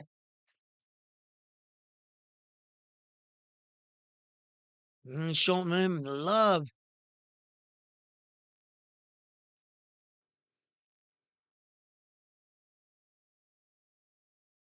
Yo, did you guys know what fight was it? What fight was it that a boxer actually had his promoter hire a guy to get dressed up in a dress, like a drag, like a woman.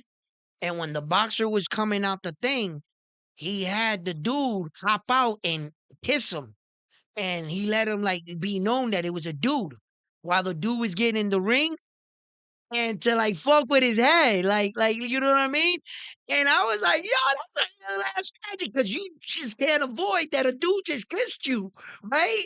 So that's what you had going into the ring. You're like, hold up, did this just happen? Like, yo, that was crazy, right? And since men did things like that when guys are entering the ring now, that's why they have those security guys to like, do that because of things like that. And then these guys years later admitted it to it. There was a video about it. And he was like, yeah, I did that. And he admitted it to it. So, you know, crazy strategy shit. Like I've seen like a lot of dudes do things for competition. There was this one college football team. Um, to this day, I believe the entire locker room, the visitor side locker room, is pink. The toilets, the toilet paper, the showering stalls, everything, the lockers, the seats, the floor, it's all pink. And it's to demoralize your competition so that they're looking, and even their towels, when they go shower, they got a pink towel and they try to use it. And like in today's hip hop, we flip that. We like pink is all right now, right? So now I don't know, you know, but a lot of people use stuff employees like that gimmicks. Here we go. Here we go. He looks focused, baby. Rolly looks serious. Let's see. I am so curious to see what version of Rolly is a slightly better improved for Rolly. I'm pretty sure Esau Pitbull Cruz in his corners saw him get dropped by Tank, saw what he did wrong, saw that he overextended, saw that he also leaned into the punch with a little bit of evading him and the rounds going by. Rolly has a tendency of getting frustrated, trying to go forward, you know. So I know that they saw that. There were also videos of him getting dropped in training. Okay. And it was basically the same way Tank Davis hit him. So he's been hit in his career, even by the old man, basically by that same punch. Maybe he walked into it, it was a different setup, same punch. So I'm pretty sure that they seen this, Rolly.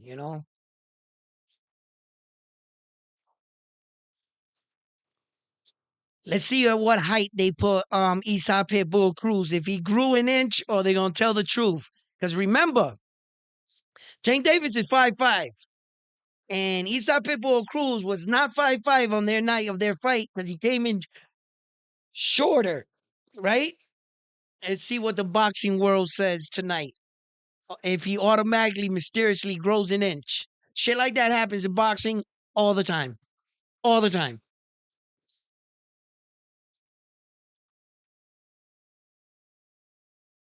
That greedy motherfucker. That promoter, bro.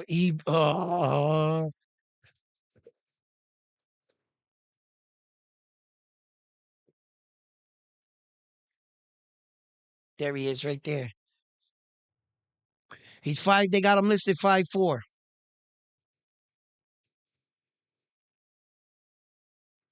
He's 5'4" on a tall day. On a tall day, he's 5'4". I'm not sure if today's a tall day for him. Because in order for him to make 5'4", he has to put on his shoes.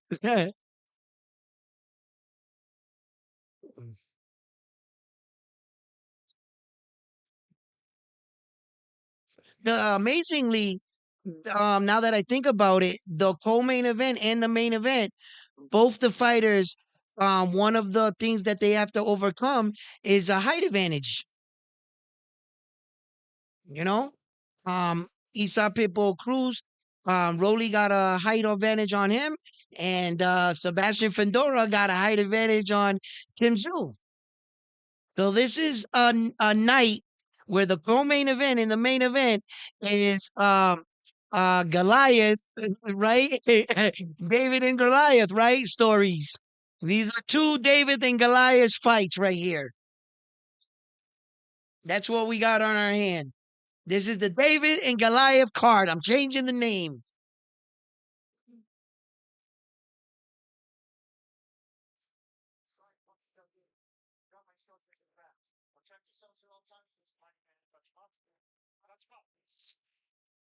Let's go.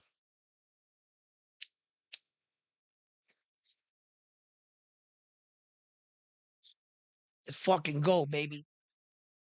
Let's get it.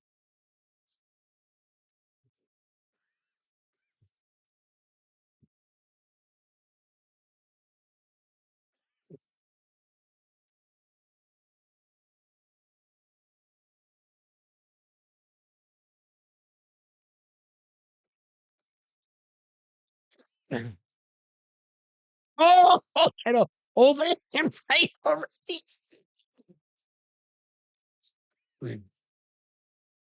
He's going for it. Oh, I told you Eastside Payload Cruz is gonna come out gun blazing. He's not gonna box him. Rolly's getting caught with that overhand right. He's got to keep that right hand up. Come on, baby. You knew that this Cruz was gonna do this. I could have told you he was. Look how thick Cruz look. Look at him. He looks pretty fucking good, bro. He doesn't look like last time where he was more blimped. He looks more cut now. He looks like he's getting like real solid with the weight. And Rolly looks fucking way better, bro. I gotta admit that though. Rolly's defense has gotten a lot better, bro. At least that part. His step jab looks better too. He doesn't look as wild as that Tank Davis fight now, does he, guys? Wow, and he's ducking over under punches and shit. Little step, a little evading, bro.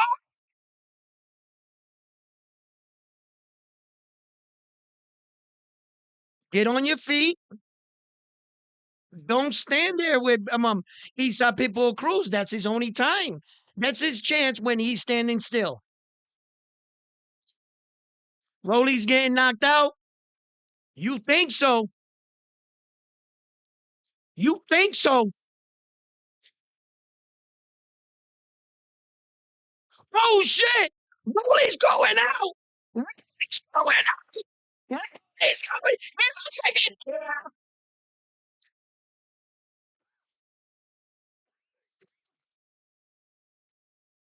Get on your bike, Rolly. Grab him. You gotta grab him. You gotta grab him, Rolly. You gotta grab him, Rolly. Good shit, Rolly. Good shit. He's a much smaller guy. Yep.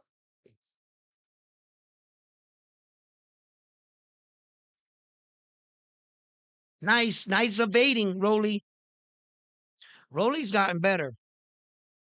He just got caught with a good punch. He got clipped nice on the top of the head.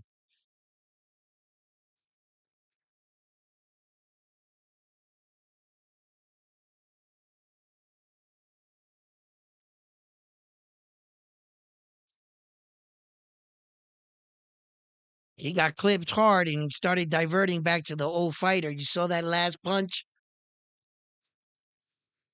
Rolly was doing looking good though.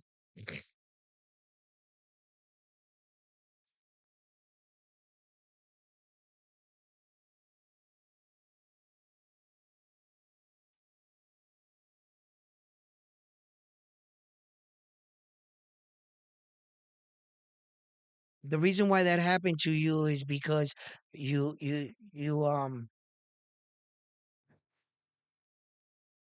didn't watch yourself. Keep moving, keep sticking and moving. That didn't happen to you because you wasn't careful. He's trying to tell him that he was being a little staying there. Yeah, it was right off the top of the head. I knew it.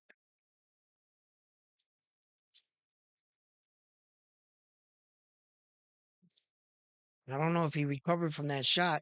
His legs are back wide again. He was back to the old Rolly. His footwork is back to the old Rolly. And he's back moving to the old Rolly. Look at this underneath shit.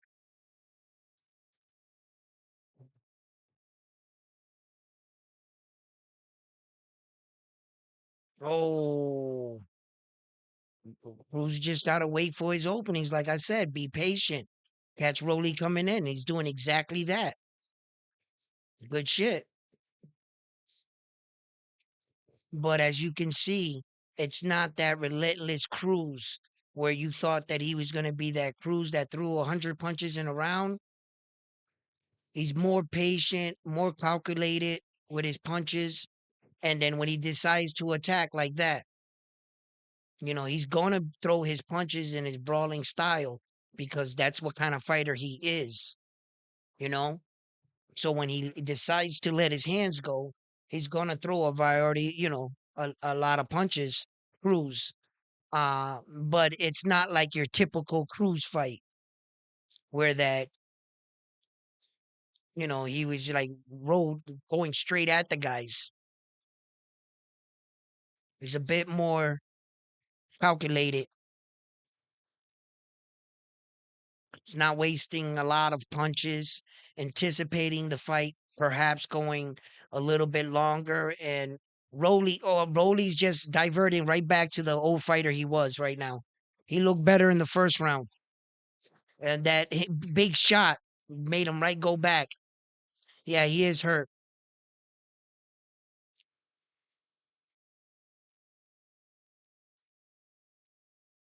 Mondo says Rolly's hurt.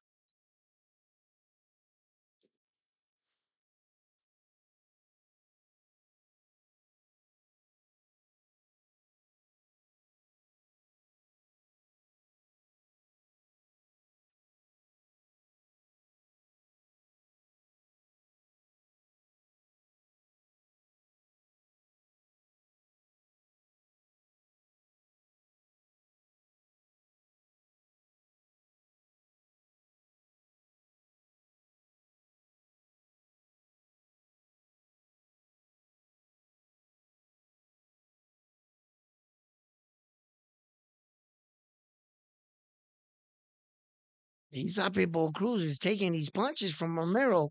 Like if Romero's punches is not even looking like they're doing anything to him. And I thought Romero was gonna be the bigger puncher. Shit. Romero's punches are not moving Isapepo Cruz, bro. They just not. He's like a little tank.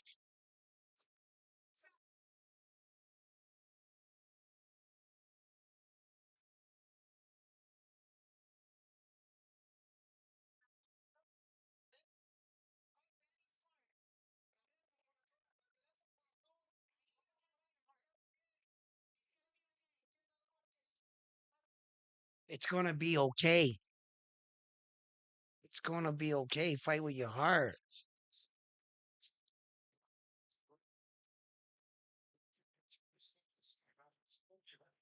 Hmm.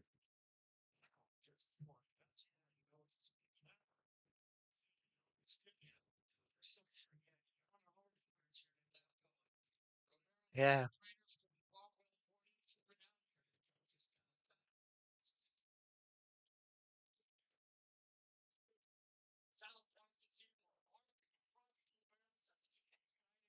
Yeah, I said it.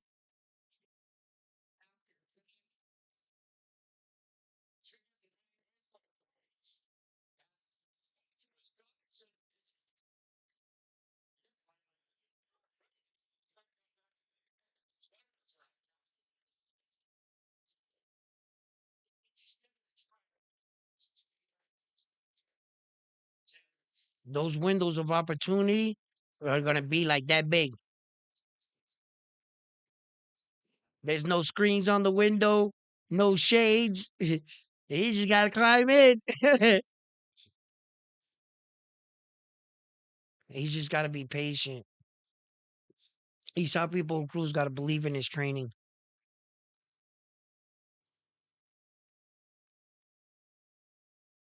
Fuck. Is this the third round and Isa Pitbull Cruz looks a little slower already?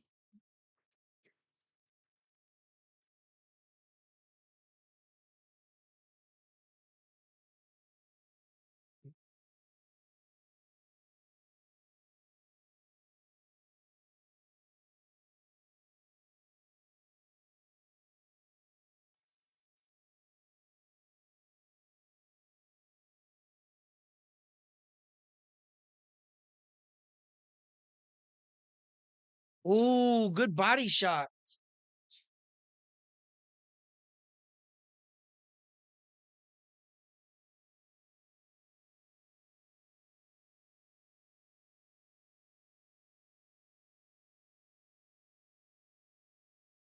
Maybe he's just taking the round off.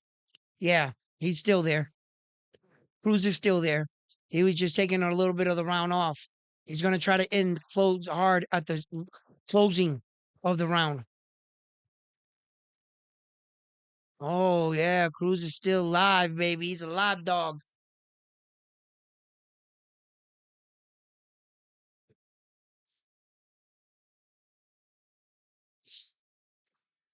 Yeah, he took. Here comes Cruz, baby. Nice,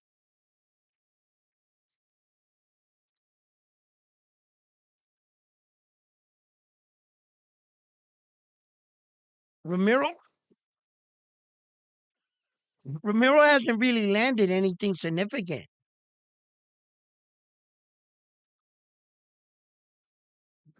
Yo, like Romero's punches are not really doing anything to him.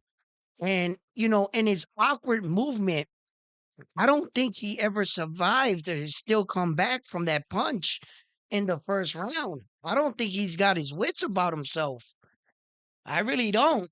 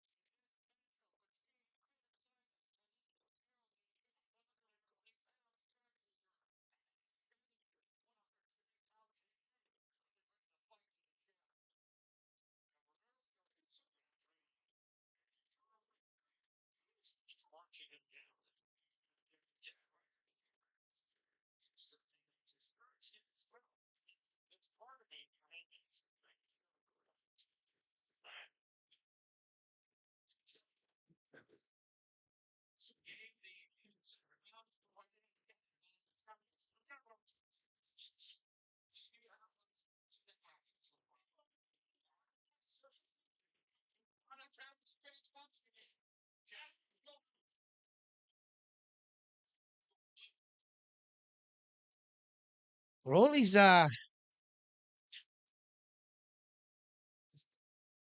yeah. Yeah, Rolly, remember your fighting skills that you learned and your movement with your feet. Yeah, your coach gotta wake you back up. Rolly looks like he's getting his feet back underneath him. He wasn't looking that good the last couple rounds. He didn't look like he recovered. He's hitting with some conviction right now. He looks like he's recovering from that punch. Ooh,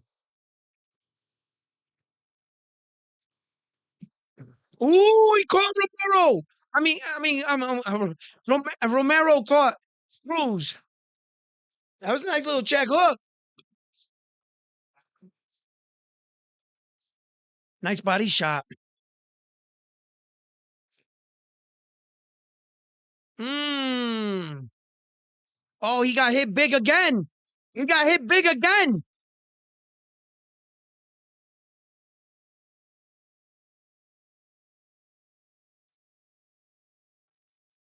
Yo, that takes away everything Rolly did in that round.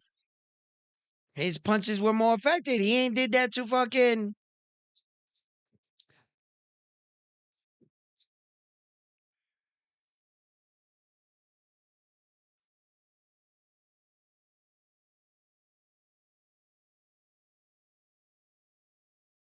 they slugging it. Cruz is trying to become a world champion. Look at him.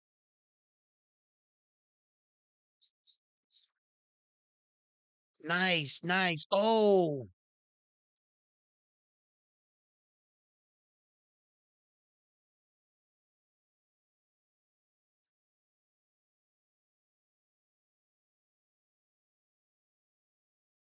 I got a nice glass. Looks fancy, huh? Like I'm really drinking something.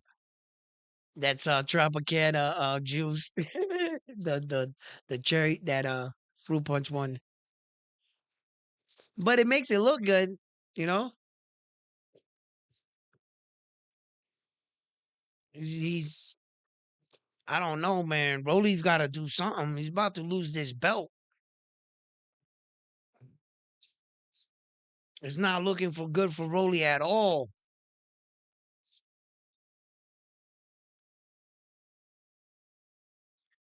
There was a point in this fight that I was saying that you might be able to fight Rolly's ego. And I talked about that where that he might get him to lure him into a slugfest, but that this was right up Rolly's alley. I was anticipating out of the two punchers that Rolly was going to be the bigger puncher, seeing that Esai was the one coming up. And Rolly's been at this weight division fighting the big guys, right? And he's always been at this weight division. So because of that, I thought Rolly was going to be the bigger puncher. It's showing that Isaac Pitbull Cruz is the bigger puncher right now, and he happens to be moving Rolly all over this ring. And I haven't really seen Rolly do anything significant in this fight. You know, he hasn't really hurt Isaac Pitbull Cruz. All I'm thinking about in this fight is, can Isaac Pitbull Cruz keep this up? He keeps this up, he's walking away tonight with that belt.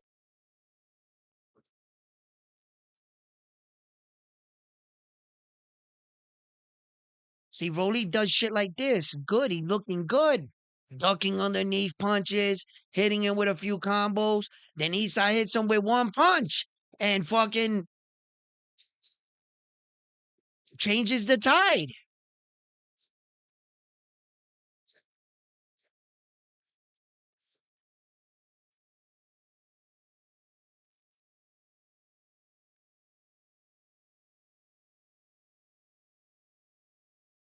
He's not.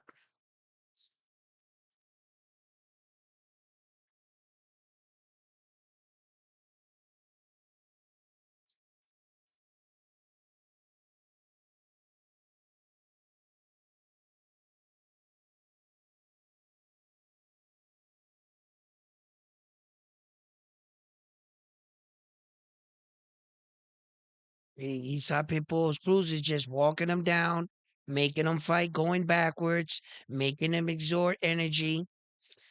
And then Isai Pitbull Cruz is going to come on at the later round.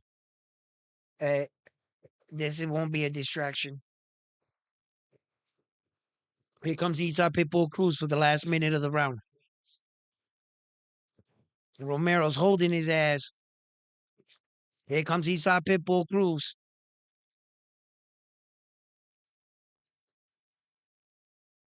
You can't extend your hand out like that.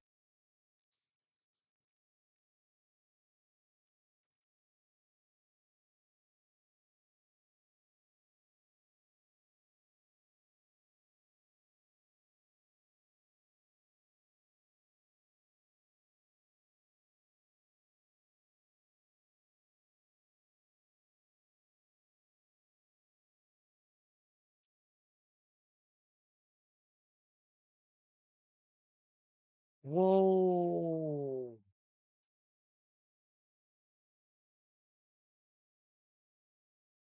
They took a point.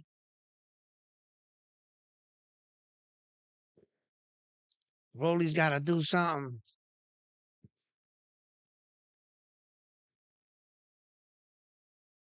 Come on, Romero.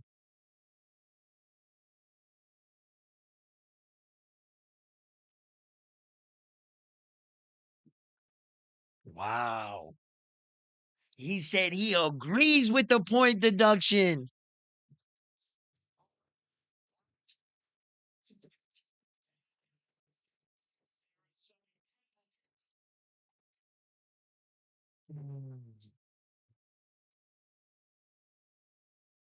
Wow, Devin Haney, Teofimo Lopez, Bria Matias, and Rolly, huh?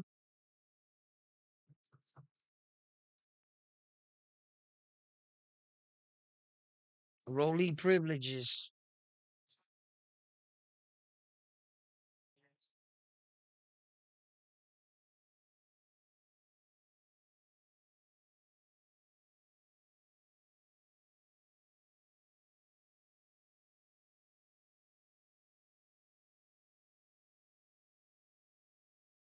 What round are we in? Six? What is this? Mm. Romero hasn't landed anything significant. Like everything's been like to the gloves. Isa Pitbull Cruz. Romero,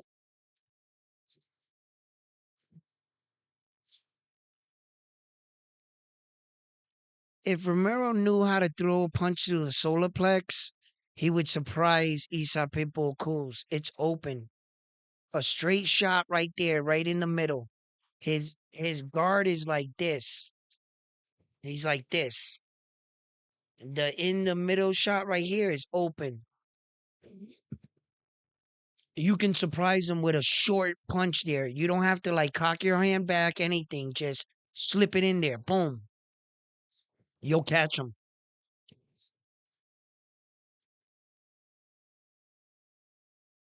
See, like on one of those exchanges right there, when he was coming off the rope, rather than fading out, slap it into the middle of his gut.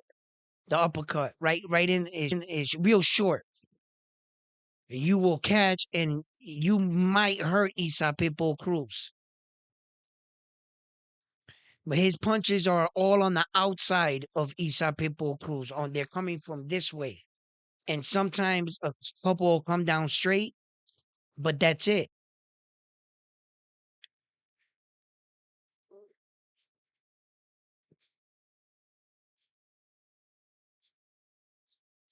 Devin Haney hit that shot against Loma a lot. Inoue hits that kind of punch too. When he's going, oh, when Rolly's going to the left, if he cuts back going to the right, Isa Pitbull Cruz is gonna follow him like in like this with his guard like that, right in that step in and throw it to the stomach.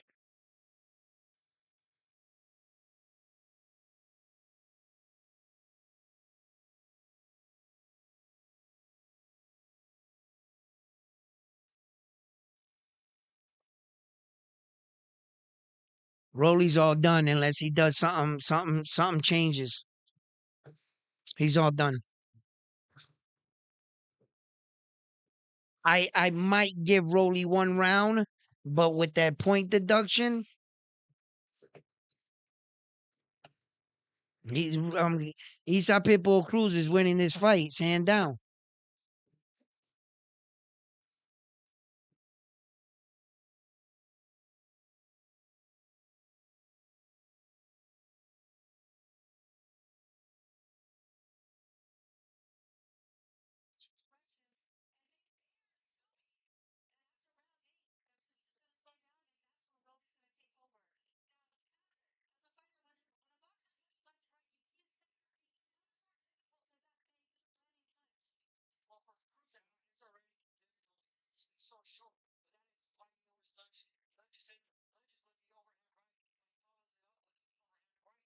Let's find out. If he can't get him out here by that, let's see if his corners, if his coach's strategy pays off. And let's see if blinking up Isa Pitbull Cruz really affects his gas tank the way they believe it is going to.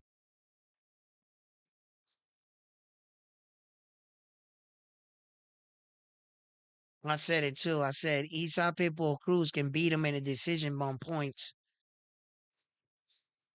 He can beat him in a decision on points.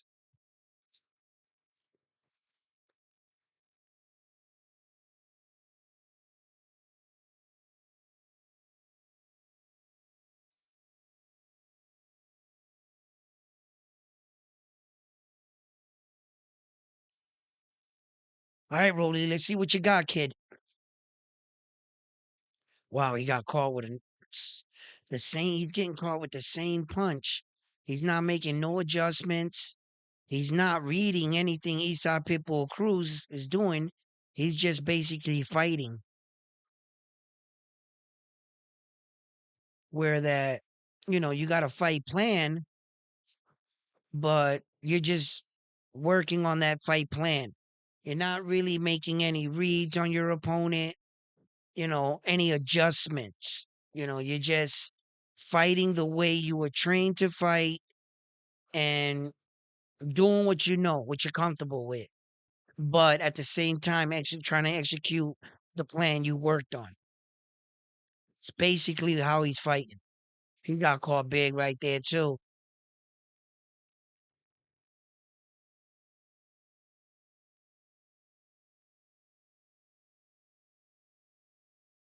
He's not making no reads.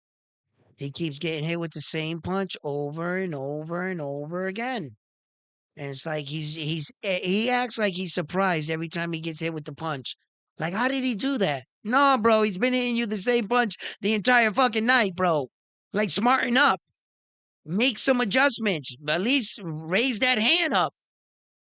You know, he's been throwing an overhand left at you, and he's been catching you like that. And Rolly's in all kinds of trouble. Oh, Rolly is in all kinds of trouble. Oh, he ate another left. Teeing off on that ass. Eastside Pitbull Cruz is teeing off. Rolly's still hanging, getting hit with the same punch over and over and over again. You think you would learn? No.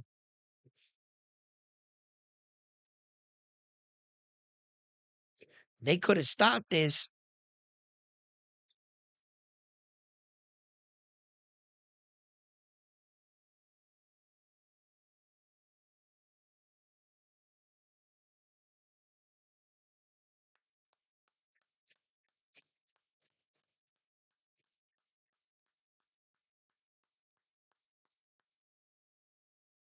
I hope.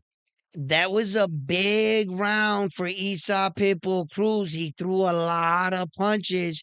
He wasted a lot of energy, and he wasn't able to get Rolly out of there.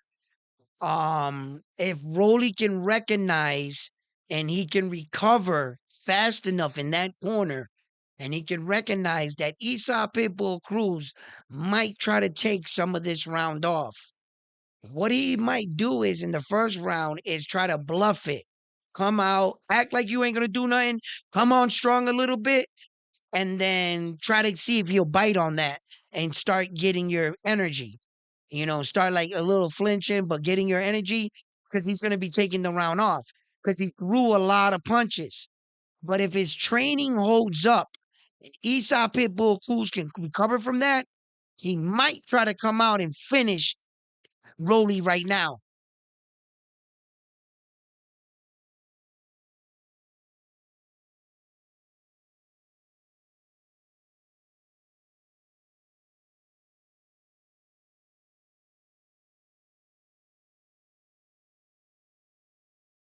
That gave Isa Pitbull Cruz ample some more time.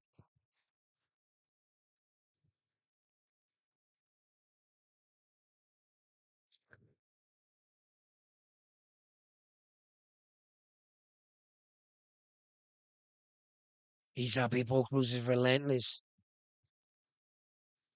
And there, he's taking the round off. He's taking the round off. He's tired. He threw too many punches. This is a fake right here. Boom. Oh, he's still got that one punch. He's only throw one punch at a time. More time, more time, more time. Gave Isa loving look. He's gasping for air. Look at him, look at him. Make be cool, be cool. Stall on the tape. Stall on the tape. So I can't see it. I can't see this.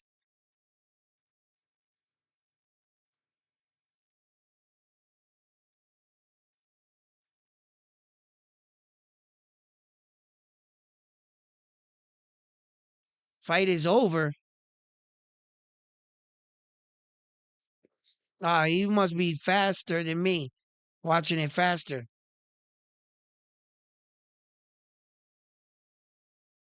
Oh, nigga. Yo, he stopped Rolly. He's champion, nigga. Yo, he stopped him. Rock Rolly. Ah, you're watching it faster than mine. He's a real world champion. He's a real world champion. He knocked Rolly the fuck out. That's why Rolly wasn't talking shit the whole time leading into the fight. And he was acting weird in front of mics because he didn't want to say too much because just in case some shit like that happened, Rolly's done. He'll never get another title fight.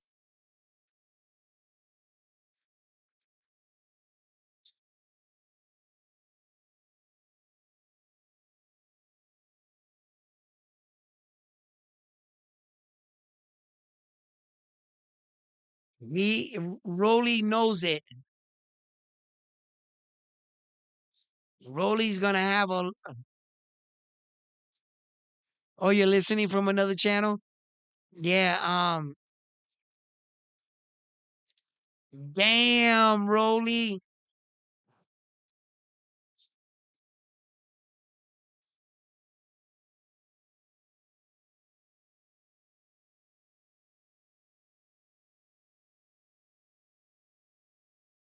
Damn.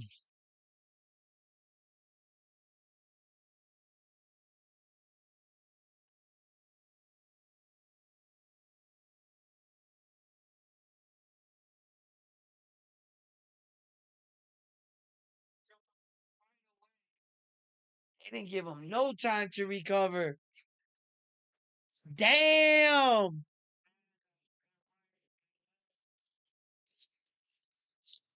Vicious shots. Boom. Isapepo Cruz was the bigger puncher. He was the stronger puncher tonight. He was the more effective. Yeah. He's a fucking champion.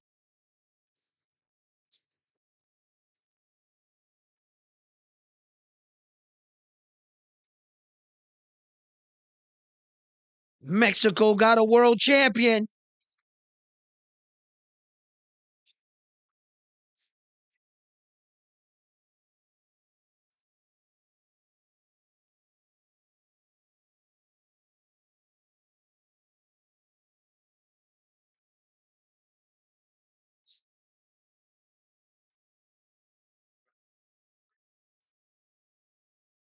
Rolly's gonna have, he's young enough and he's obviously showed improvements tonight. He can, he's coming off a lot of big losses though. He's really gonna like ah he can come back up. The WBA will probably show him some love, but Cruz ain't gonna give him no rematch.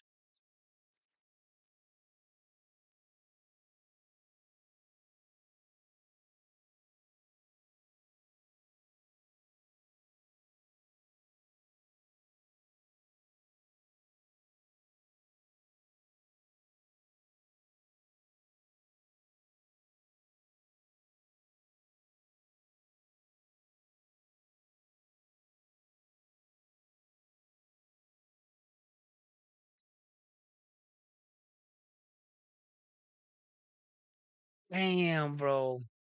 He did it. Now, do you guys think that he's gonna fucking defend this belt? Is he gonna defend this belt, man?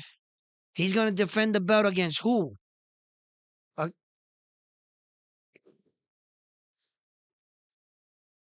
he did it, but he went and got himself in some business that he might want to use that leverage to go down, bro.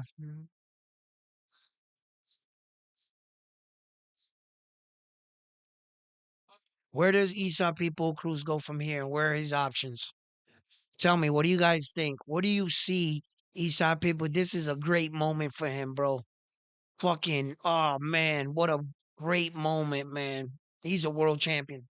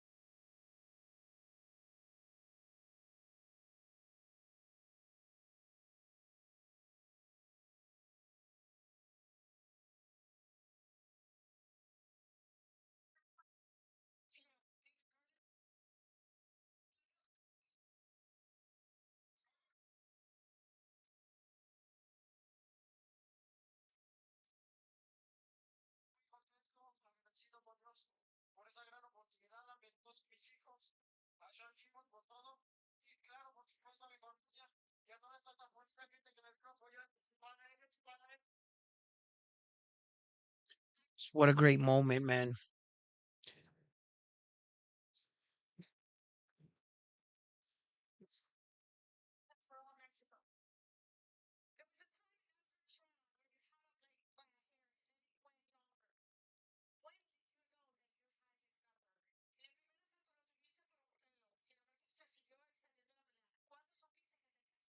Wow, I mean, it's a great moment, man. Good fight. I knew that Esau Pitbull Cruz was the better fighter coming into the fight. I just didn't. Something told me that Rolly was going to be a slightly better version of himself. But like I repeated, and I said that how much can one training camp do? How much, when he gets hit big, is he going to divert right back to the old fighter he once was? And he did exactly do that. You know,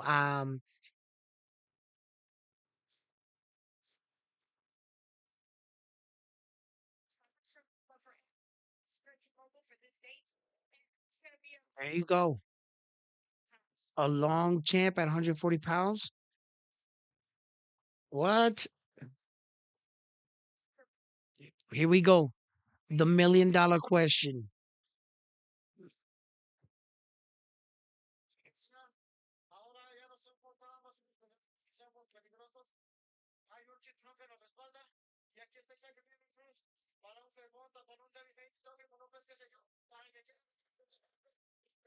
He lost his mind. He lost his mind. Yo, I told you. What if he not Pitbull Cruz loses his mind, starts calling out everybody?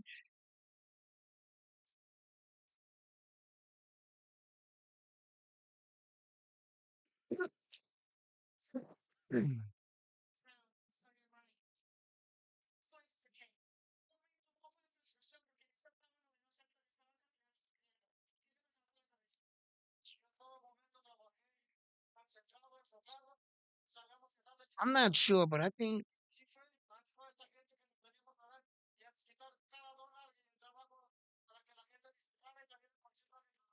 okay.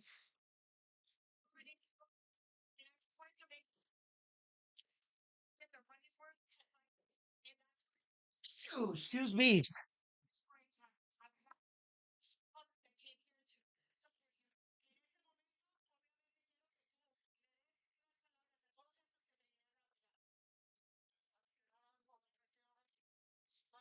He's a real world champion, bro.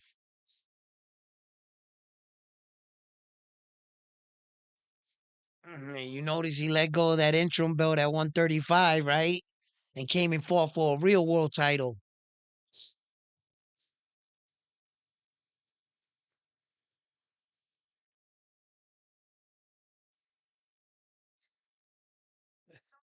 Mm. Tank Davis can actually come up to the 140 and challenge him, and Esau Pitbull Cruz will accept that fight. Tank Davis has an opportunity to become a two division simultaneously world champion because he can lure and entice Esau Pitbull Cruz to fight him at 140. Tank Davis will go up to 140 and fight Esau Pitbull Cruz. And he has a possibility of knocking him out this time and becoming a two division world champion at the same time. The only belt you cannot do that with simultaneously is the WBO. Um, that's just like they have that rule that you can challenge the above champion, which is a good rule. They have a rule in their belt that no champion can simultaneously hold a WBO champion in multiple divisions. You can't do it. It's in their rule structure. It's not like a WBA, a WBC, or an IBF title where you can hold the WBA title at 135 and you can hold the WBA title at 140 and you could choose to fluctuate to hold, the belts. They'll give you an opportunity as long as you meet the mandatories, and if you could pull it off, that's up to you.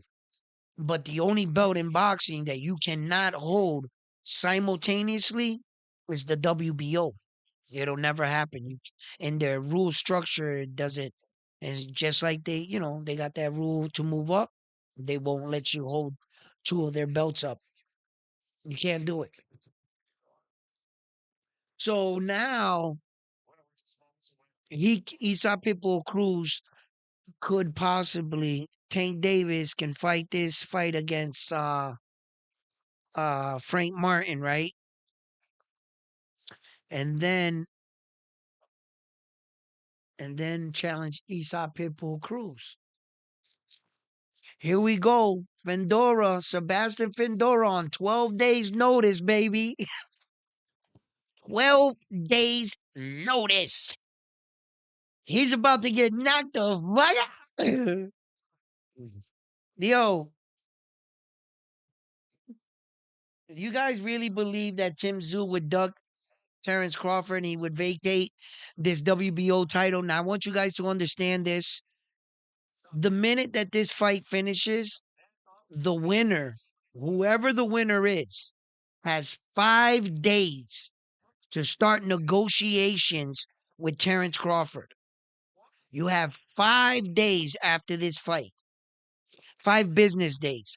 So from Monday morning to Friday, someone has to start negotiations with Tszyu, or I mean with Terrence Crawford, or Tszyu will get stripped of the WBO. Now, if Fundora was to win the belt, which is interesting, does the rule change? Because the reason why Tszyu's this is being applied to him because he hasn't fought any mandatories.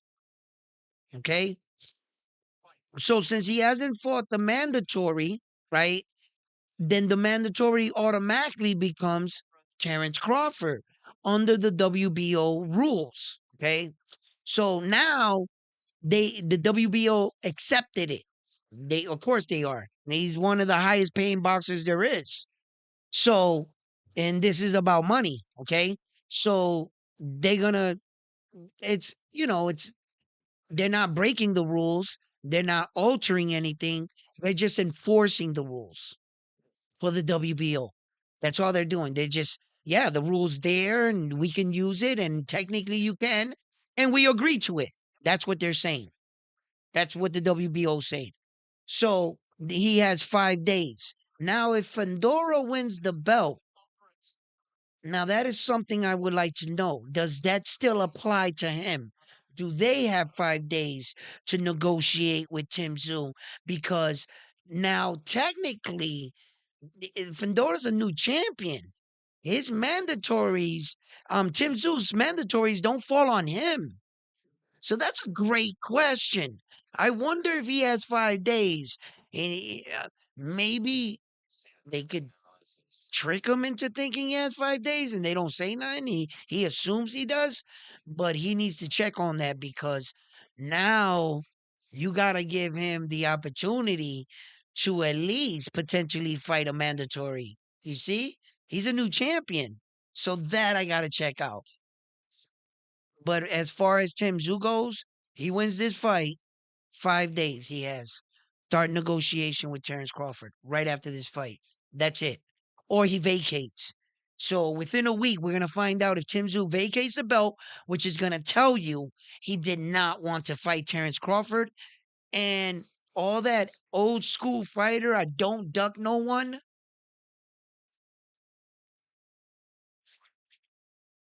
Champions don't vacate titles and duck and still stay in the weight division.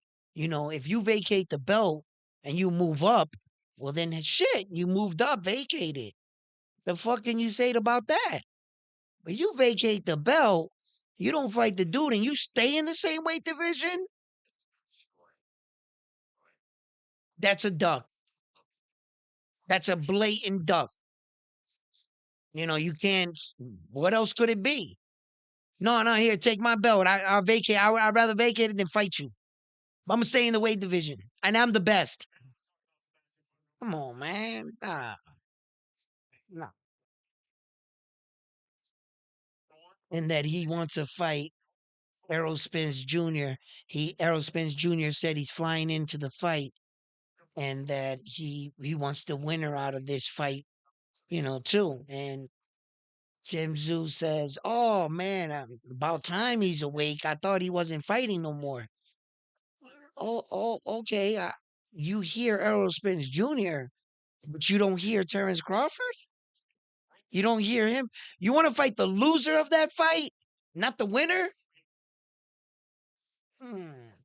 I just hope that's not true. You know how media switches shit up and they try to twist shit. They get him on an interview, Tim Tszyu saying, "Yeah, I want Errol Spence Jr."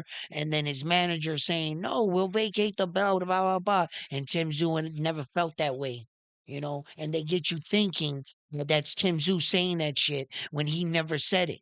So until he comes out himself, we'll find out in 5 days who's making the decisions and why. You don't vacate your first fucking belt, stay in the weight division and claim, "Oh no, I wanted to fight this guy." Don't go down that Errol Spence train. Look what he did to Terrence Crawford's ass and how long he dragged him out. You're chasing down that kind of fighter with that many issues, Tim Tszyu. You might not want to pursue Errol Spence Jr. There's no telling when that man will be ready. You're leading into your fight. He needs a third cataract surgery. Look,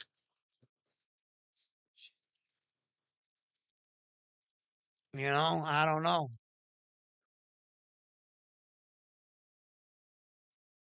The problem with Fundora, right? Fundora's been up against lower level opposition and even fighting on the inside, he couldn't get them out of there, you know? And it takes him rounds and rounds and rounds and rounds of punching his fighter to really break them down. And that's not going to take Tim Tszyu that many rounds. Tim Tszyu starts landing his shots, he's gonna break him down like a tree. You know,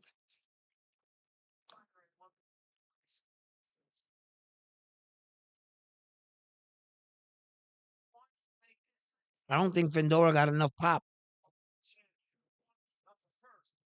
No.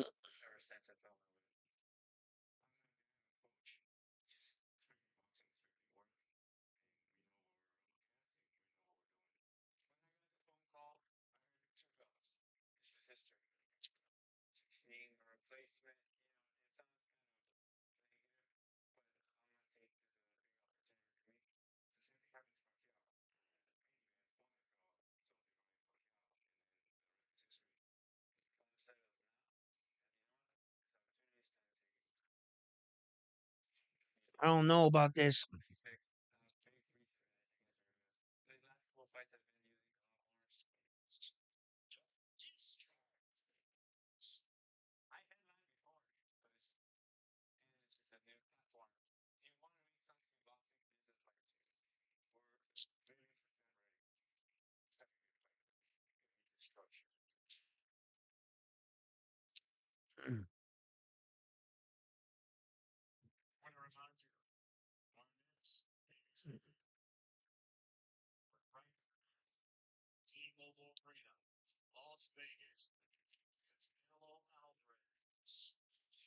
All right.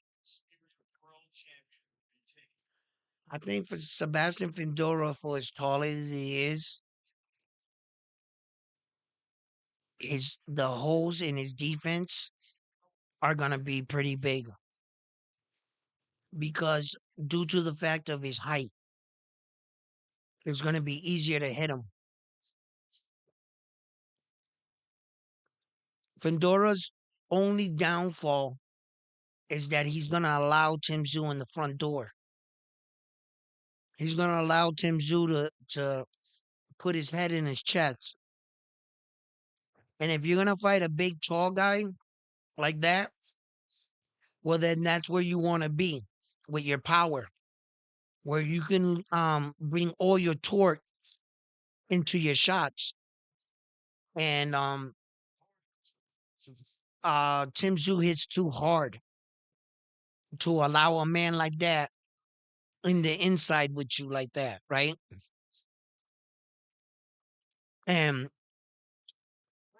Sebastian Fundora is just that much of a fighter that he's gonna welcome it, and he's gonna think he can slug it out with Tszyu, and that's gonna be definitively his downfall. Now, there he is, Errol Spence Jr., and he's there. He looks good. So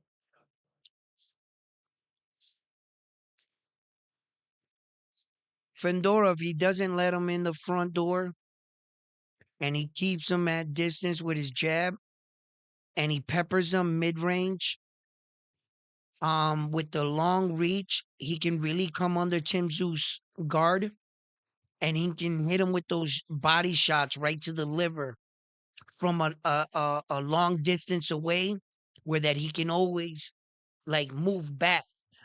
And some fighters, you don't want to go straight back ever in a fight, but in his case, he can be able to do it and get an evade because of his length and his height.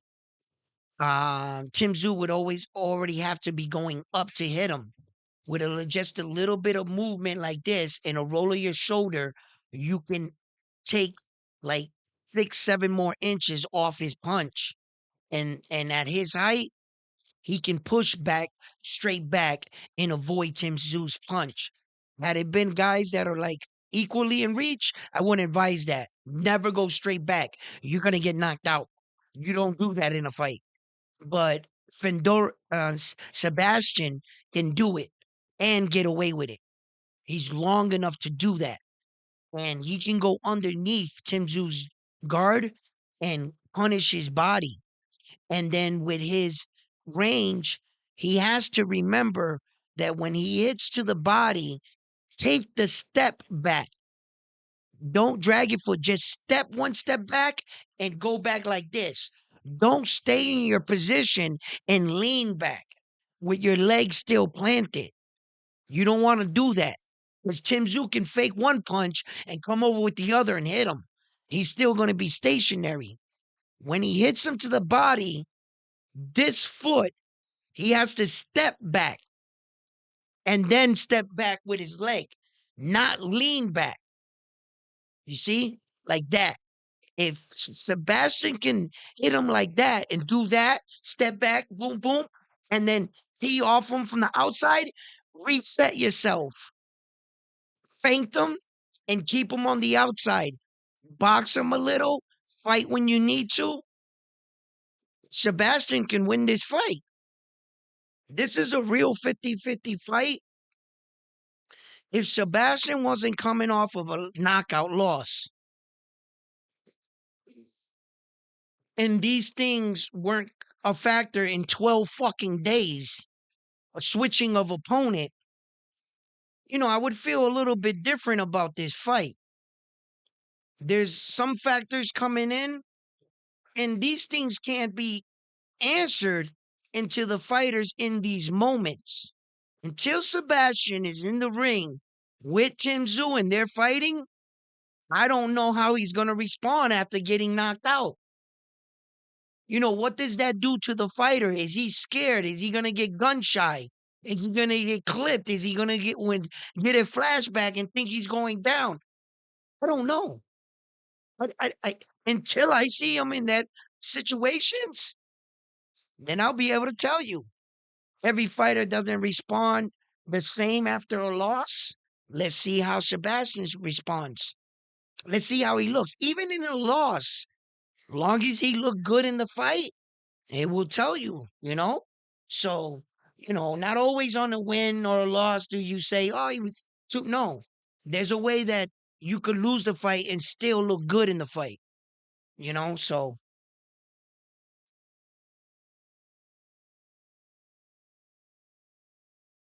you think, you think, Subriel Matias is too much for Pitbull? You think? I've been saying that for the last two live streams. The minute Esau Pitbull Cruz wins that belt, everybody in the 140 division are gonna look at him like this. Yo, what's up? Yo, that's a big boy belt right there, bro. Yo, Teofimo Lopez right now is texting Esau Pitbull Cruz. Matias needs to be getting on that fight. Devin Haney.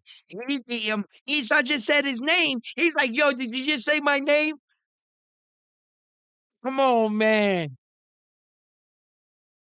And all the champions right now got a fight scheduled. All the champions. Esau Pitbull Cruz just obtained that belt. Guess what he's gonna do? Champions curse, go on vacation. Bet you. I hope he don't go on vacation for like a year and shit. Don't see Esau Pitbull Cruz for the rest of the 24-year calendar.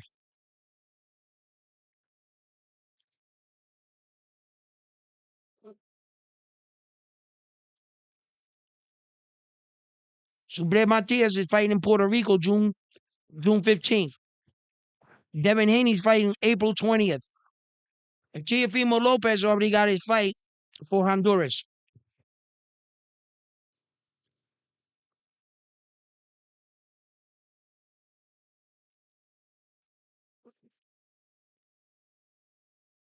Tank Davis is gonna knock out Frank the Ghost Martin. He's gonna move up to fight Esau Pitbull Cruz. Wait for it.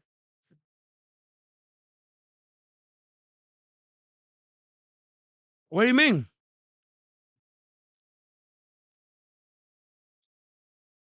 You can hear me now? Can you hear me?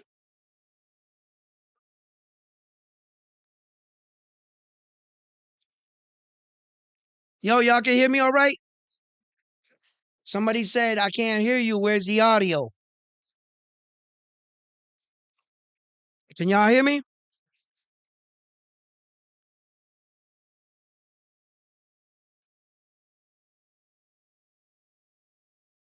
Maybe I was on the side of the mic.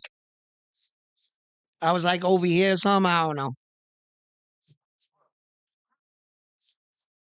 Here we go.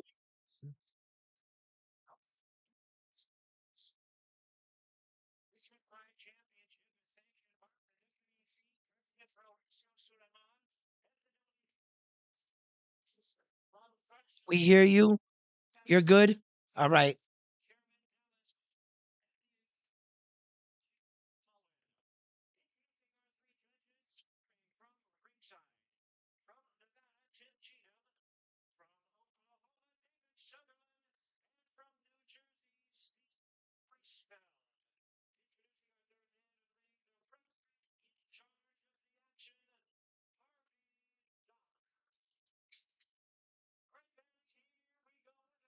The 135 division is a ghost town. Everything there is vacated. There is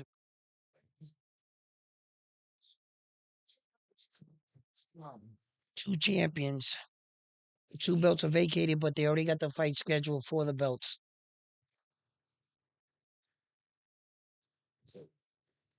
Damn, he's tall.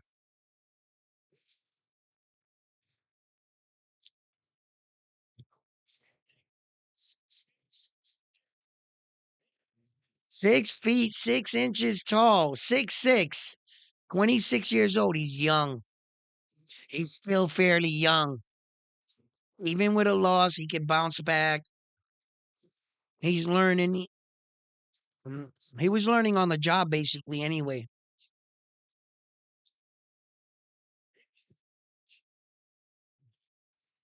If he wins, him and his sister become world champions. The first brother sister combo.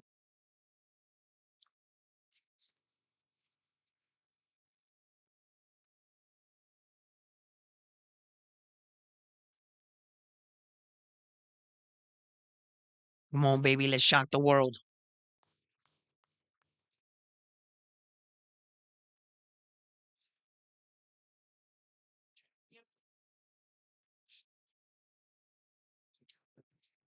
The belt is on the line. The belt is on the line. You want a shot at the title? Come get some. Come get some. The belt is on the line.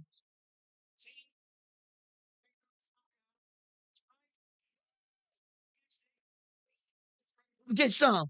That's Tszyu. They're unifying the title.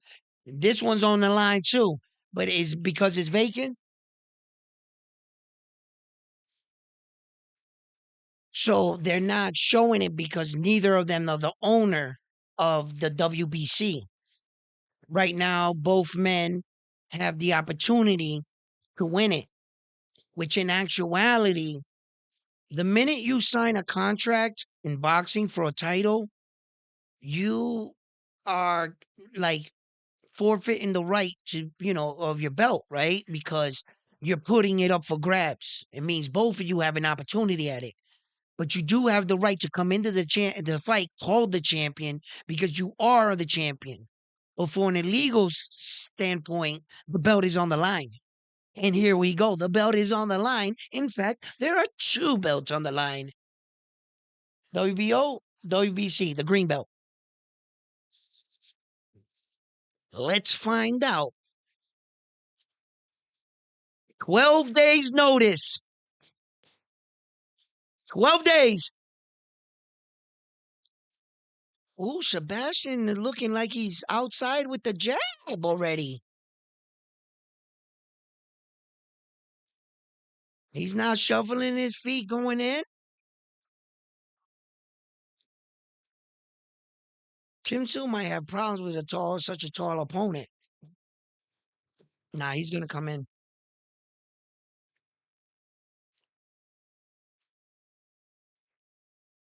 Sebastian got to throw so low, and he leaves his chin so vulnerable when he throws that left like that.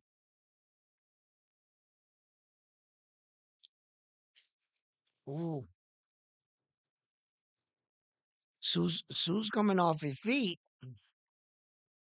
He's coming off his feet to throw them punches too.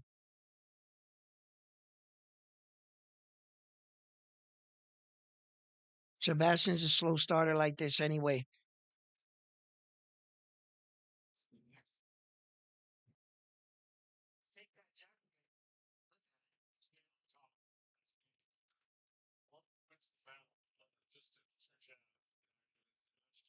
Oh, you guys see that? Sebastian's got to watch out for that punch. Make reads, baby. You know he's throwing it. He's going to throw it at your stomach, make you think you're going to stomach and go over the top. Basic little setup. Don't lull yourself to sleep. Sebastian, read what he's doing. It doesn't look like Sebastian's hitting hard, huh?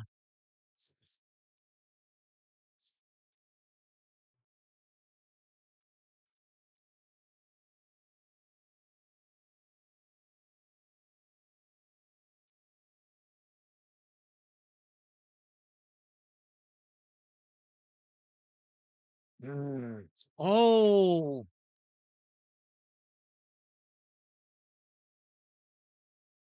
oh.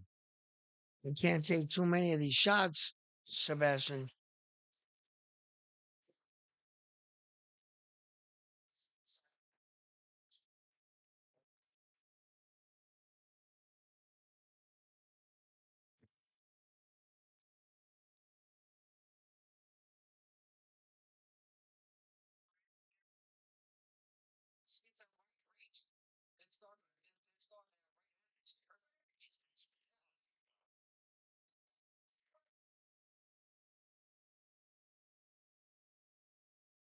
Sebastian's base is so wide that he can't move laterally side to side. He can only go forward and back if his legs are so wide. He would have to shorten his distance of his step in order to go side to side. And when your legs are too far apart like that, you can only go forward and backwards. And a fighter such as Tszyu is gonna know that. And that's why he popped his head back. Because he knew he couldn't go to the sides.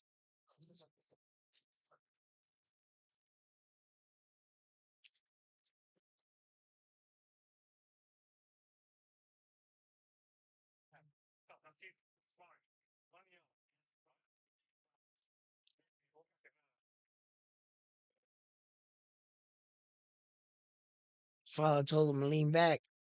Just like I said, he's tall enough that he can get away with that. He can.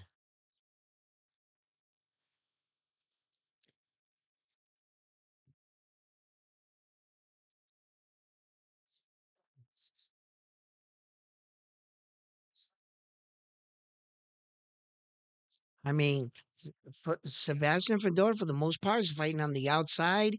He's jabbing. He knows that he can't go in the inside with a fighter like Tszyu. He's keeping him on the outside. Tszyu's making the right reads though, and he sees that Sebastian stands there and he stays stationary, and that's when Tszyu decides to come in. I want to see Sebastian, crack him with something significant to see if he can hurt Tszyu. He hasn't really. He's just been pawing out the jab,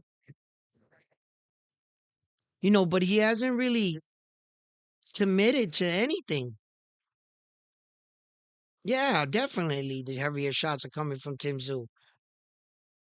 Oh my God. I'm just waiting for Fundora to fucking a fight to break out. It might break out in the fourth round. Mm.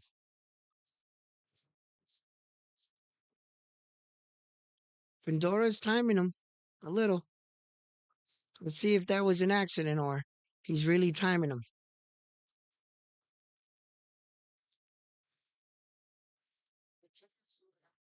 We should be able to time him right.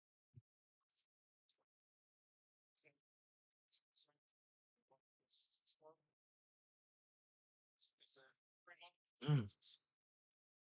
Oh, Tim Zoo is timing him.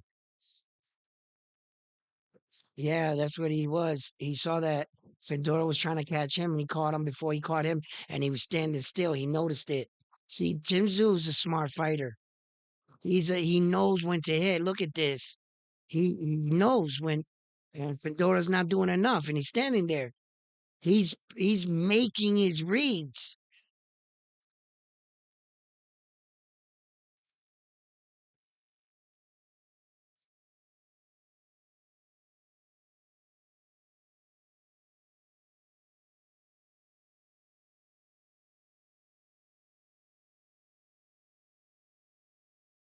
Fedora gotta let his hands go more.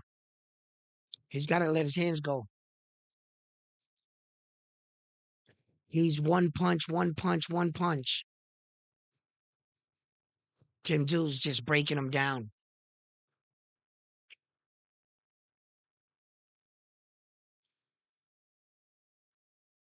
Ooh, there you go.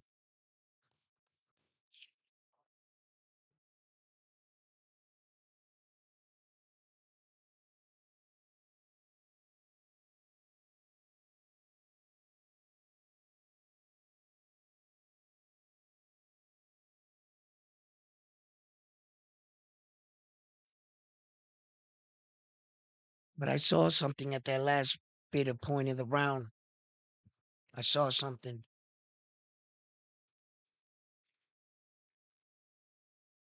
Let me see if I'm right in my head.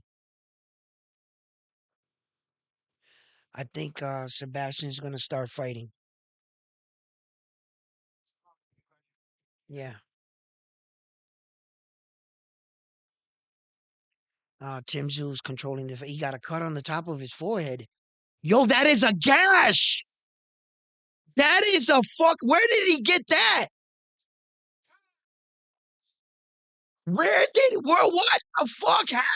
Was that punch? Then I said I saw something at the end of that round. You guys,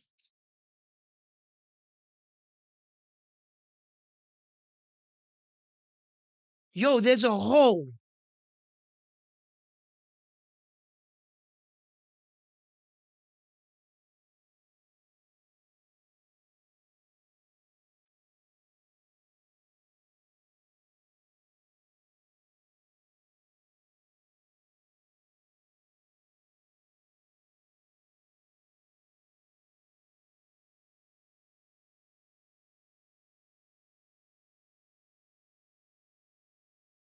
It's gonna get stopped.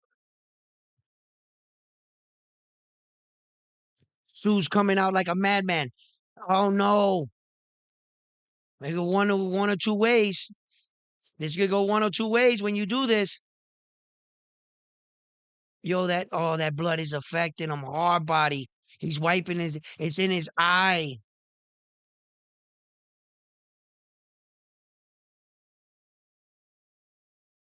Oh shit. Oh shit.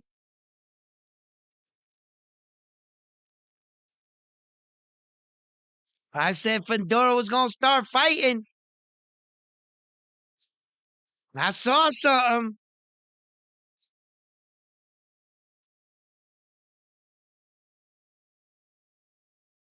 He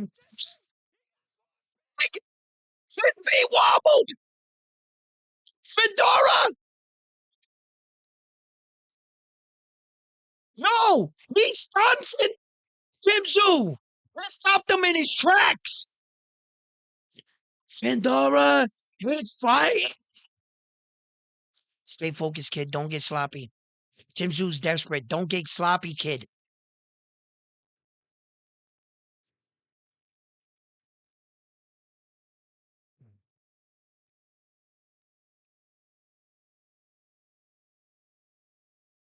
That's a bad cut. Oh my god, that uppercut.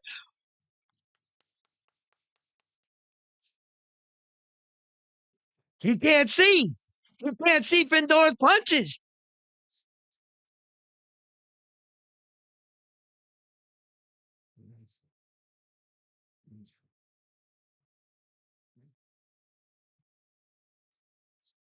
Wow. Oh, but Fedora's eye is fucked up. His mouth is fucked up. These guys were banging. Oh, this is a real slugfest. Oh, damn, Tszyu's wearing it.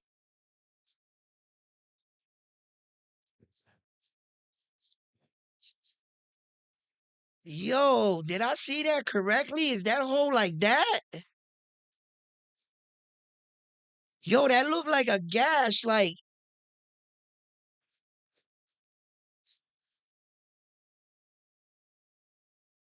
they gotta show us what happened. Was that? Look right here.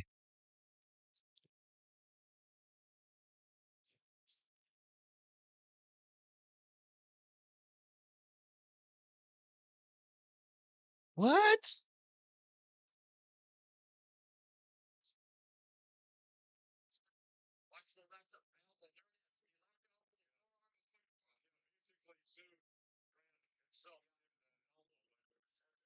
Oh.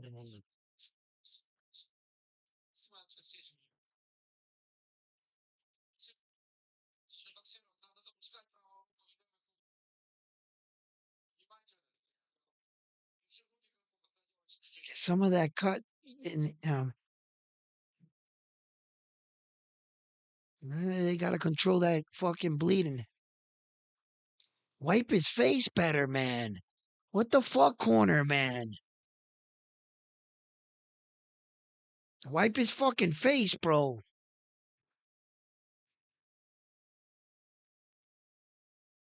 Nice.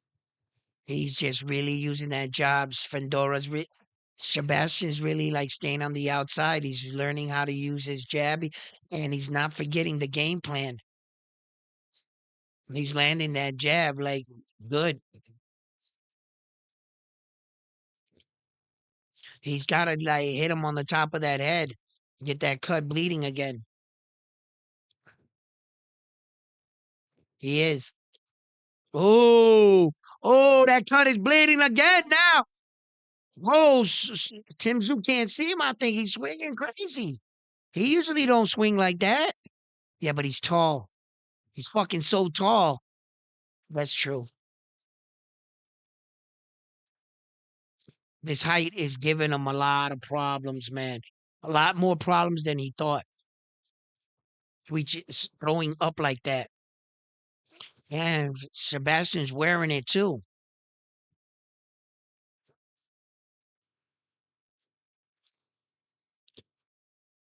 Hey guys, what round is it? Fourth round? I think I said a fight was gonna break out in the fourth.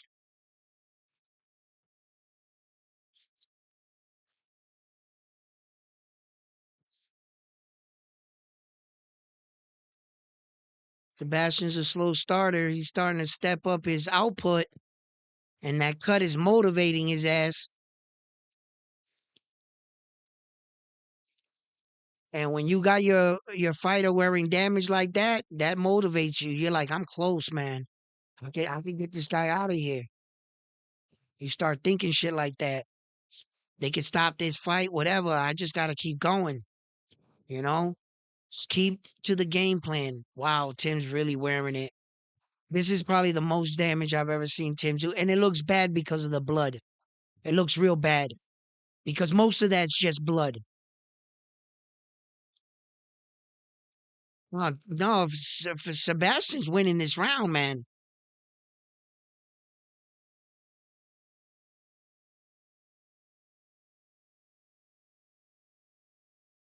I hate when he does that. When he tries to like land it, he's got that small delay where he's like this and he leaves it and then goes. Tim Tszyu's timing that. He's gonna let him keep his jab there and he's gonna time him. He's doing the same thing. Sebastian, he's got to stop that. He's got to recognize that he's doing the same thing. His father, somebody's got to tell him, stop doing that. Stop leaving the jab out there, then throwing the right. He's pawing the jab and leaving it and then trying to exchange. Tim Tszyu's waiting for him to throw that jab and leave it, and he's going to catch him, bro. It was an elbow, and oh, yeah, I saw it. Yep.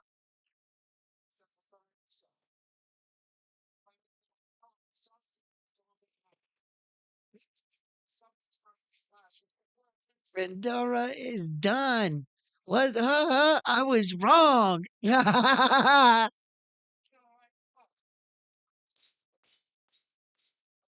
Yo, he said I was wrong. But Sebastian is still in the fight.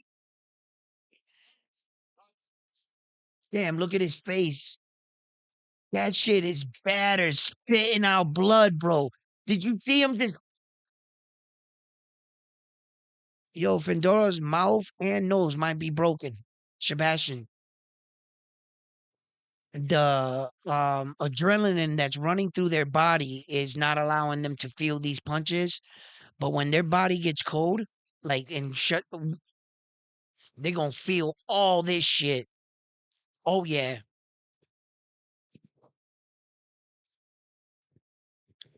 you don't do no celebrating, no partying, and at the fights like this, you usually typically can go to the hospital, and your family stays by your side until they clear you.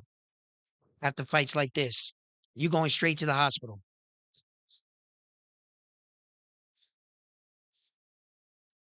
Ain't no after party.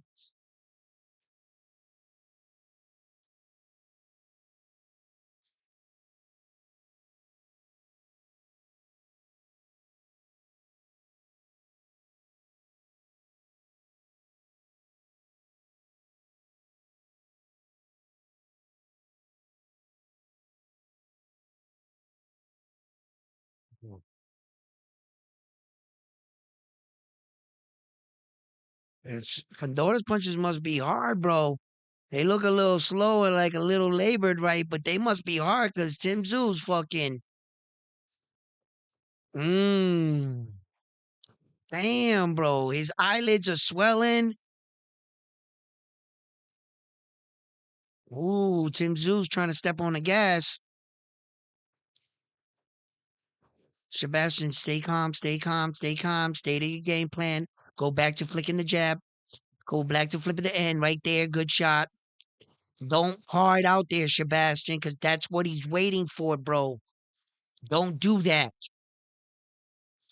I mean, oh my, he was waiting for that.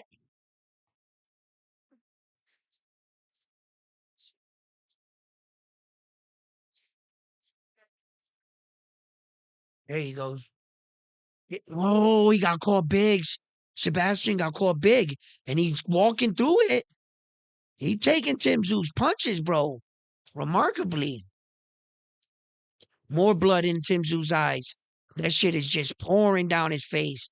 Sebastian has taken some of Tim Tszyu's best punches, which probably would have dropped most men. Okay. Um, and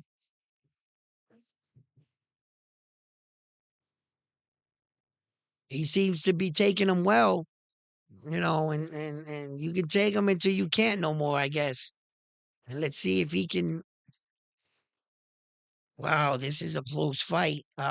Who's winning this fight?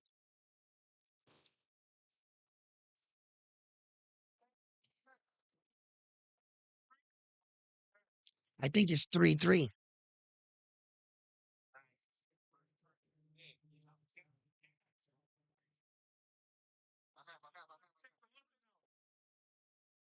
Was that the fifth or the sixth? Are we going into the sixth or the seventh? I think that was 3 rounds, 6 rounds, right? Let me see. I started losing track of the rounds.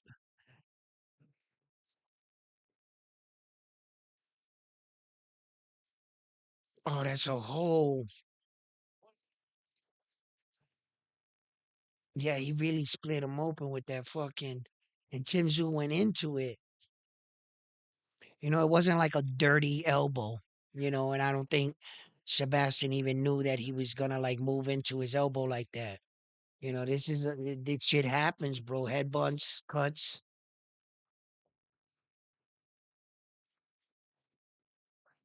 Now this is six right here.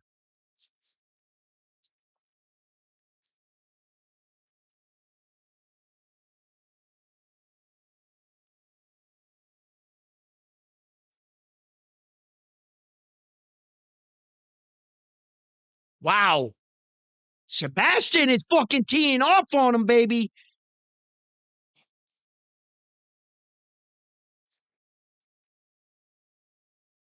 Wow.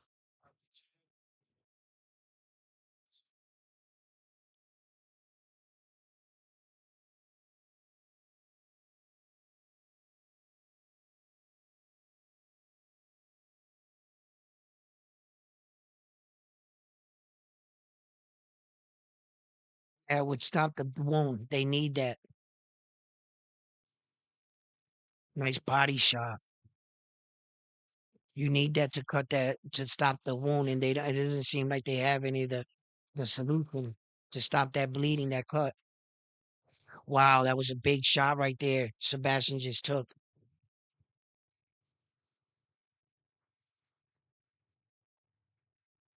Yeah, it has been.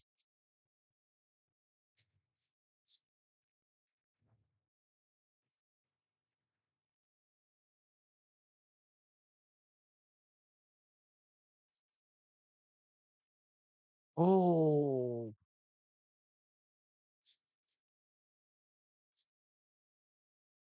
he just keeps wiping that blood. He can't see. He can't. Him can't see, bro. He can't see him. Look, he's missing punches.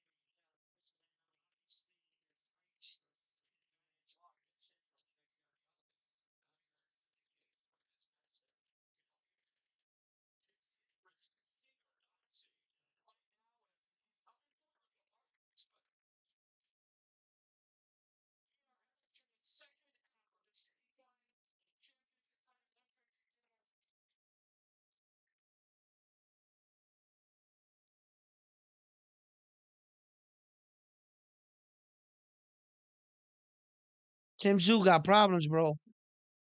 I don't know what fight you guys are watching right now, and I don't know if you guys agree or you do. But that blood is giving Tim Tszyu all kind of problems. And from what I'm seeing, by by the time they get into the midpoint of the round, the blood is just profusely leaking into his eye. And you can see it's affecting him because he's not hitting the target like he was in the earlier rounds. You know, he had no problem fighting Sebastian right there, all six of them. And now he's just swinging into the air. You know, it's a little of both, a little desperation and the blood and affecting his vision. Look, he hasn't even got off the stool and he's bleeding in his eyes, bro. They don't got the cut solution. And that,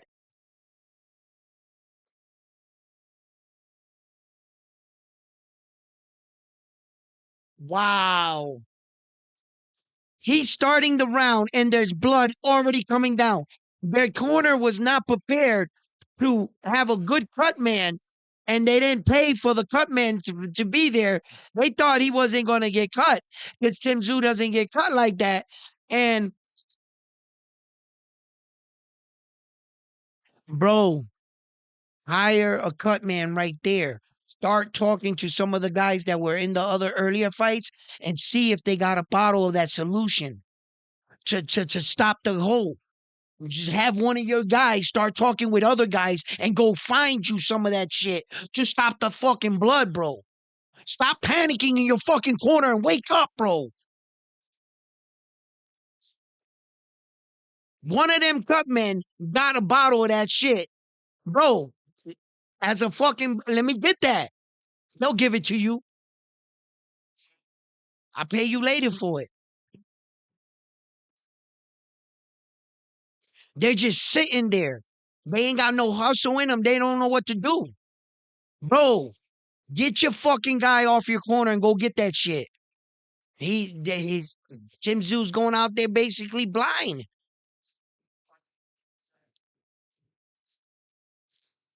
He's gonna take a lot of unnecessary damage in this fight against Sebastian that maybe without that cut he wouldn't have took. And because of the cut, he's changing his approach to the fight and fighting a little bit more desperate, taking a little bit more chances.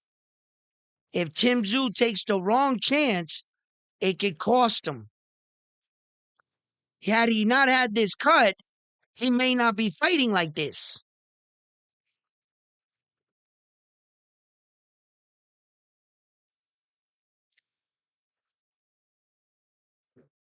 Look how many times he wipes his eye. Look, he's about to wipe it again. See, again. He's going to wipe it again. Whenever he gets an opportunity that he's away, he tries to clear it. Wow. Both men are really wearing it, though. And I think Tim Tszyu's more of the blood that it makes it look really bad. I could see a little black and blue under his cheek. Sebastian's lips are purple, and his fucking bottom of his eye is fucking purple too. Tim Tszyu's eye is purple here, you know, and those are going to be bad black eyes. Like that's the kind of black eye that goes real black. It gives you the definition of a black eye. Those are the kind right there. If they get that black in the moment, and then on top of it, you're just getting punched in the eye over and over. You know, sometimes when you get punched in the eye once in a street fight, you get the black eye, right? He's getting punched in it for 12 rounds.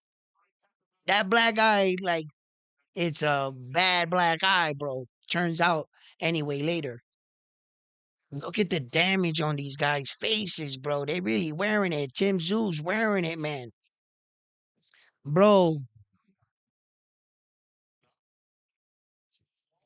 one of those guys got to go talk to some of them cut men out there.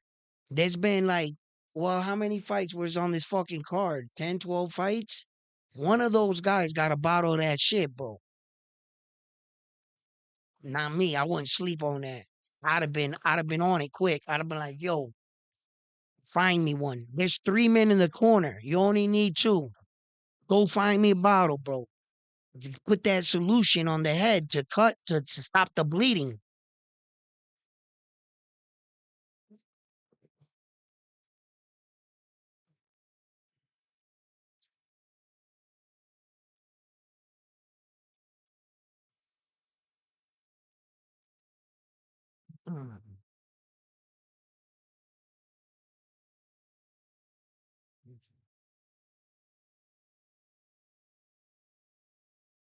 That I look, he just wiping the blood, bro. It's just bothering him.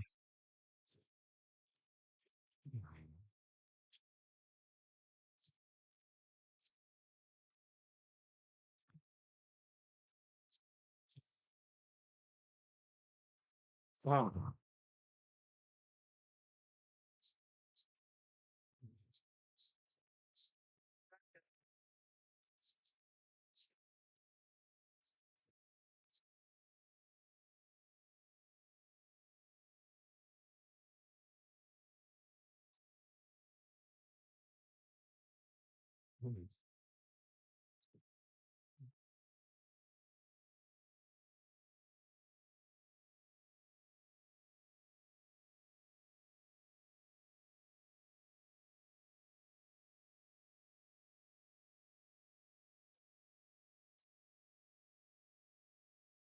Yo, coming into this eighth round, if Fundora keeps this up right here with this eighth round like that, it's about to be 5-3 in my scorecards.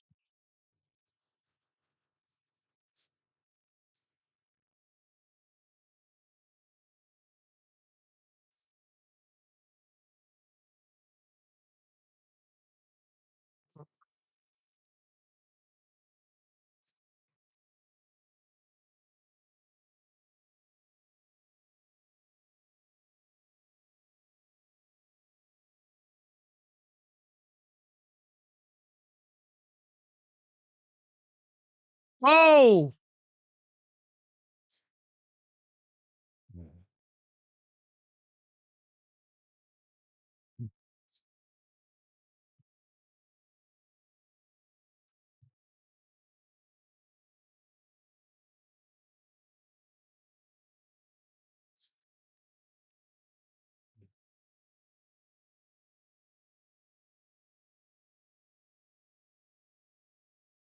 wow, nice jab.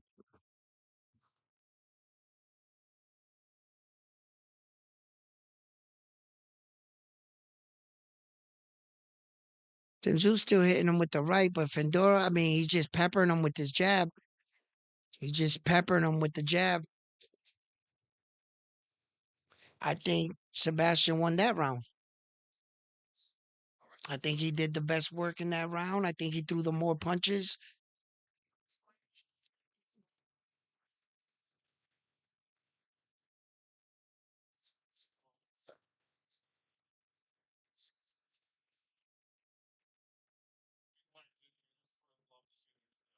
Oh, ah.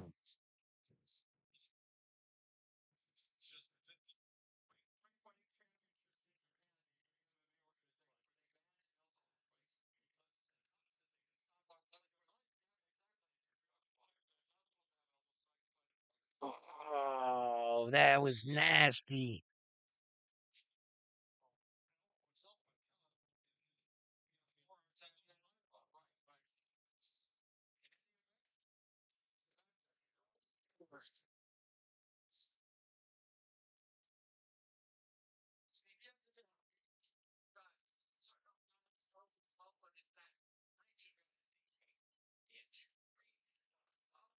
80-inch reach. It's crazy reach. 9.5 inches reach advantage and a 9 inch height advantage. 9.5 inch reach advantage and a 9 inch height advantage.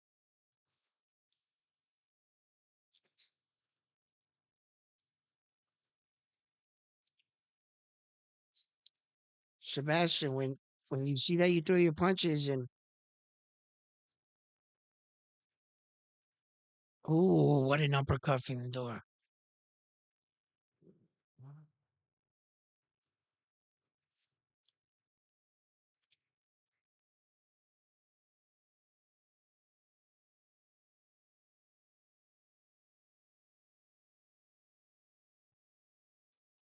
Oh, he's fucking Tszyu up, bro.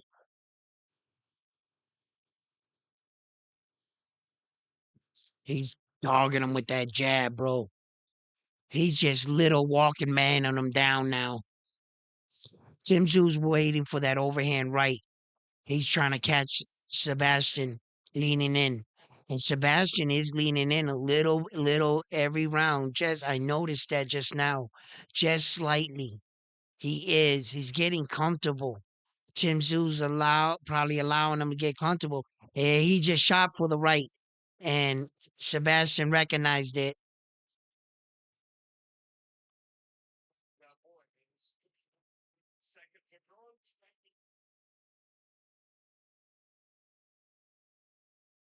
Mm, mm.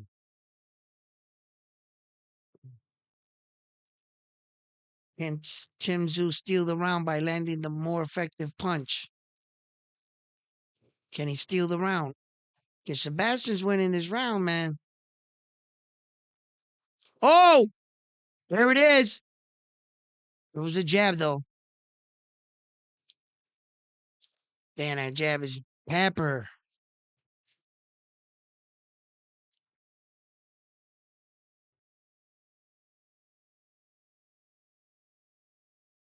You got to throw more than one punch.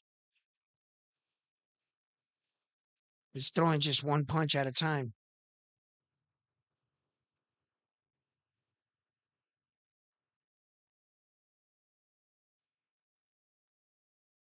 Ah, he can't see, man. He can't see out that fucking eye, bro. That's crazy.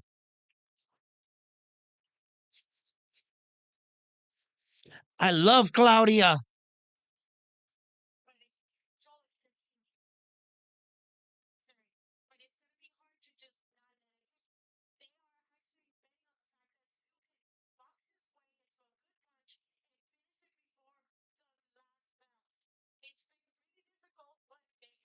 He's got 3 sticks in that hole.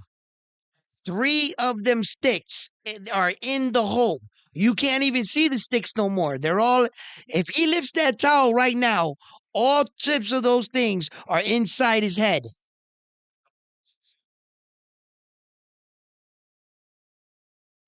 He went and got himself some solution, some of that cut shit.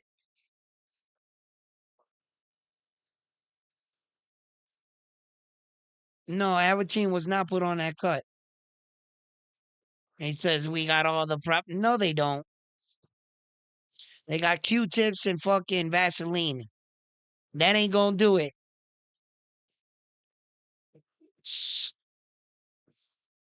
Yeah, Fundora won those last 3 rounds, bro.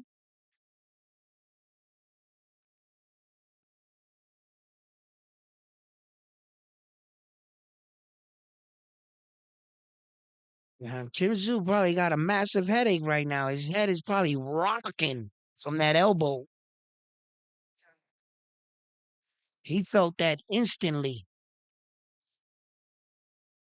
We also don't know what he feels like. He still got some pop in his punch, though. Tszyu got some pop. Oh! Oh, he's timing Sebastian now. He got Sebastian hurt. Bam, look at some side of Sebastian's face. This whole shit is like,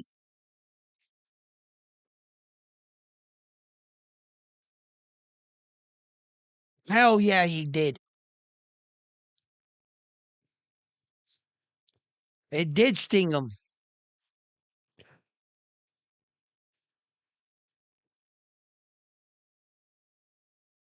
And Fundora's picking it up too. Tszyu picked it up. Sebastian picked it up. Man, Sebastian's gloves are just all blood in the front. Both of them, they shining with Tszyu's blood on them.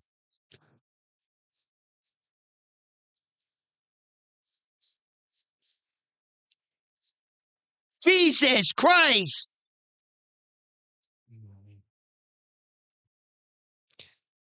Damn. Nice shot by Tszyu.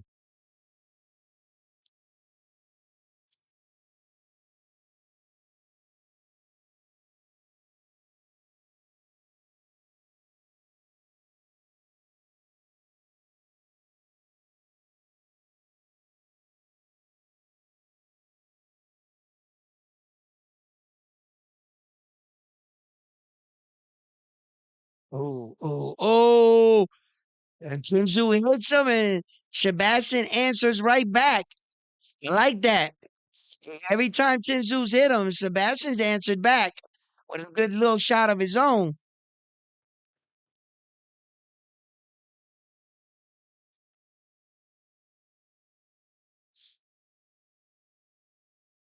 Ah.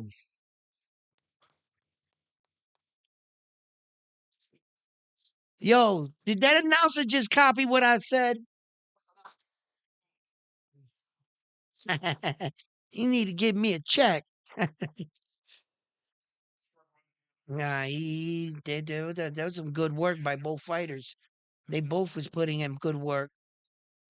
That was a tough round to score because although Fundora landed more punches, it's up to interpretation of who landed the harder punches.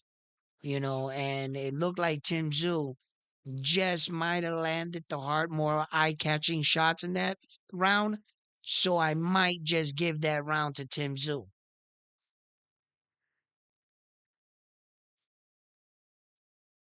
That is not Albertine.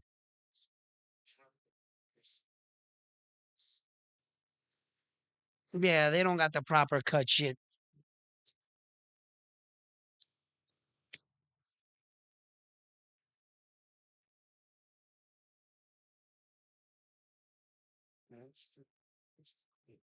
Yo, you think Terrence Crawford and Aerospace Juniors are nervous right now?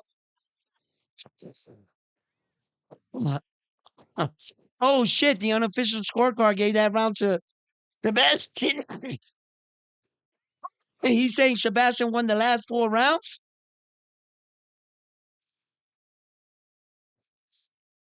Could be. I mean, I wouldn't dispute it if the judges gave Sebastian the round and one judge might have gave it to Tim Tszyu or two gave it to Sebastian. It was a very close round. I think they both men did good work, and the work is continuing into this round. Tim Tszyu very affected by the blood inside of his eye. He's really trying to still. He's got Sebastian's timing, but while he's trying to block and wipe the blood, and then figure out by squinting where he is standing in front of him, those delays are it's causing him problems when to throw the punch, when to react. He's not sure on the right distance because of the blood in his eye. And Sebastian, what is this? The 11th round? He better be 11th round because those eyes are closing.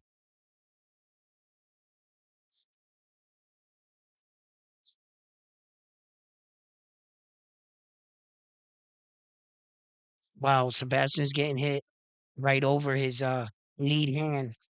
His Tim Tszyu is really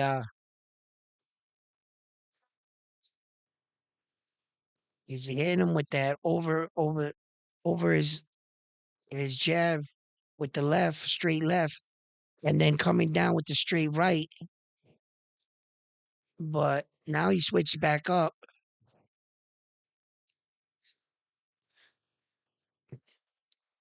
and now he switched back. Mm, mm, mm, straight.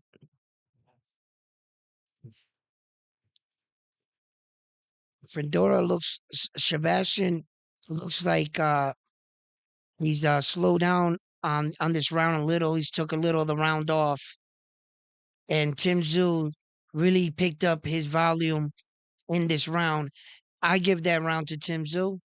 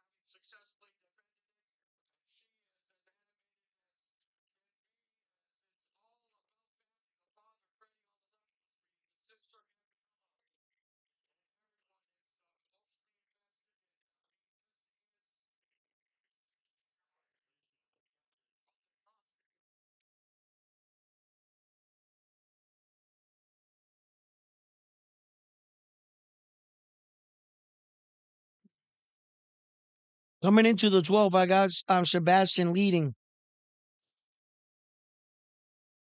On my scorecard, I got him leading.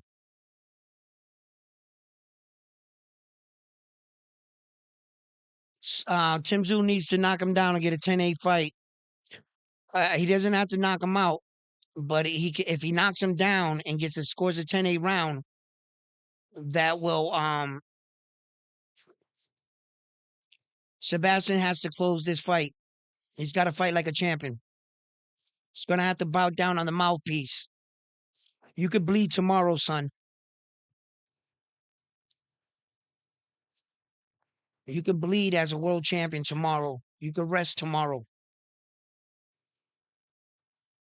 Oh my God, don't walk into nothing like that. Stay on the outside. Don't give Tszyu no opportunities now, kid.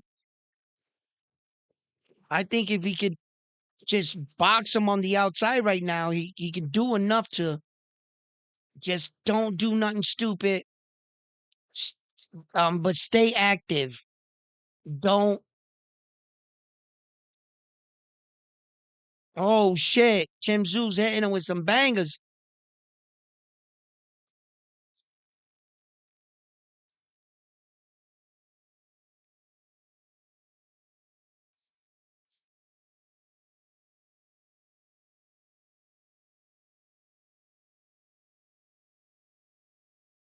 Nice, nice. Wow.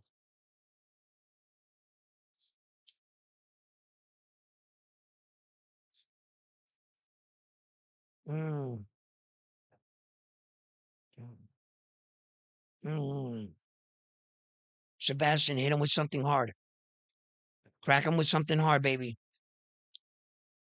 Walk him down now. Give it everything you got right now, Sebastian.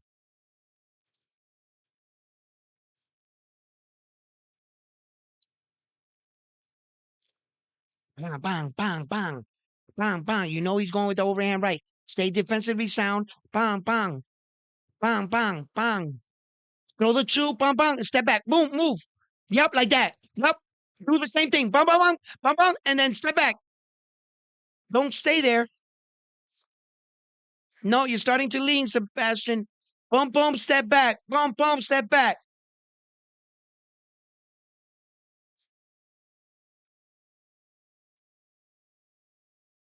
Sebastian was going forward at the end. He won that round. He just won that title. It's over. We have a new and new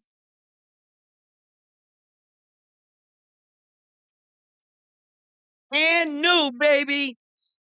Yo, he won that fight. He won that fight. The refs could rob him. Him being at home. What? No one's at home. Not actually, no one has the home field advantage, right? I mean, Tim Tszyu's liked and revered. I mean, he had the crowd on his favor anyway. I don't know, man. Who's the new WBO World 154-pound champion of the world? Who is it going to be? Woo! It could be a draw. Oh shit. It could be a draw.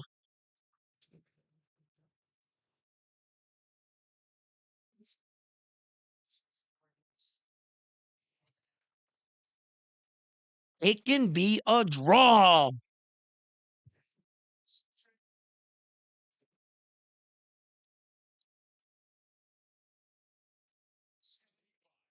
Here we go. And the WBO championship goes to me. Oh, that's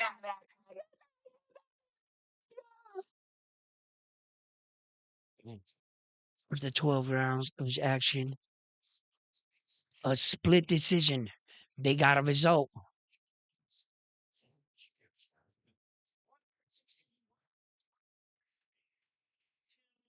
Oh shit.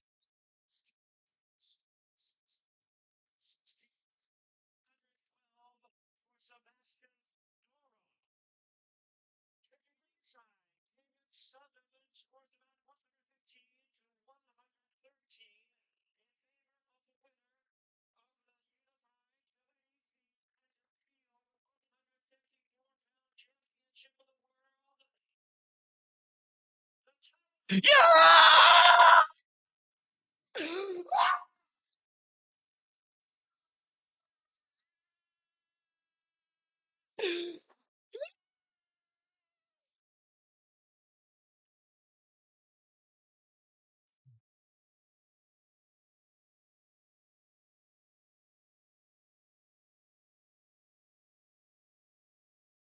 "12 days notice."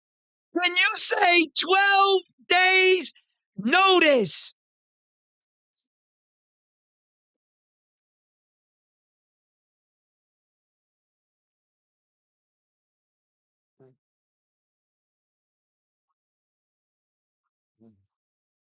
Yeah, let's get it. Get it.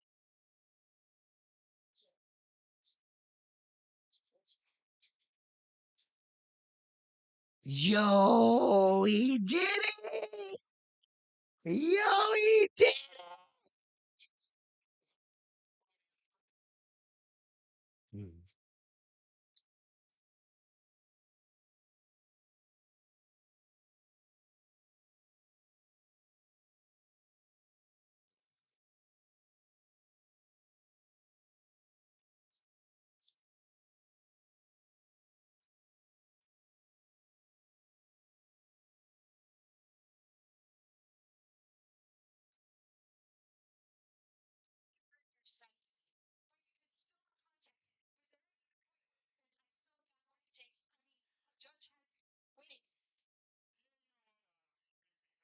Wow.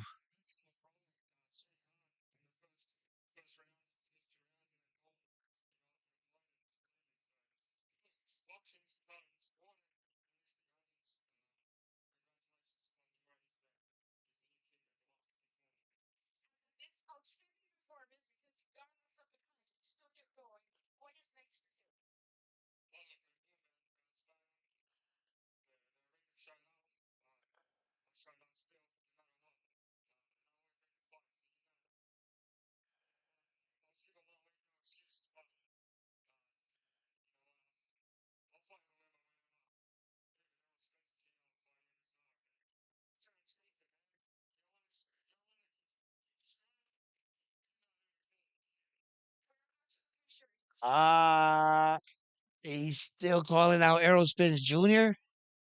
Really? Guess who Terrence Crawford's got to start negotiation?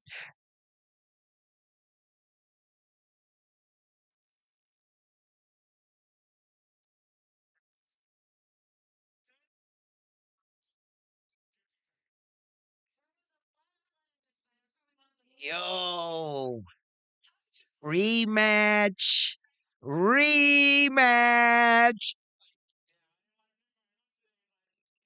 A rematch is a must. Well, I mean that is if Sebastian takes the rematch because there's no rematch clause, so he's not obligated to give um Tszyu he's not.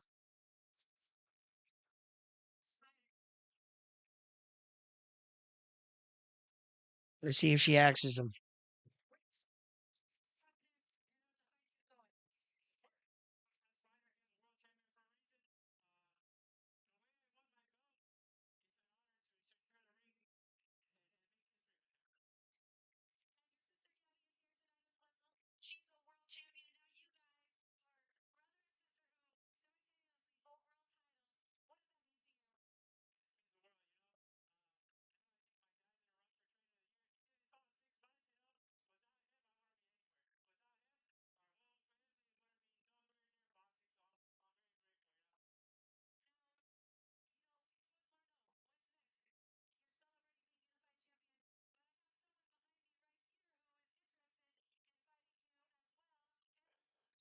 Arrow?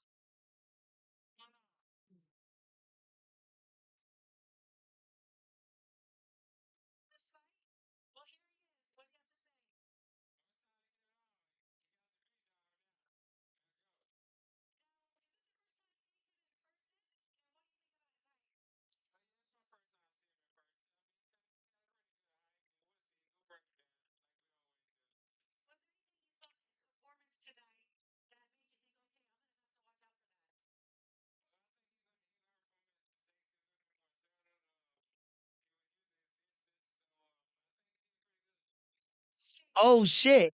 Aerospace Jr. is trying to cut in line in front of Terrence Crawford.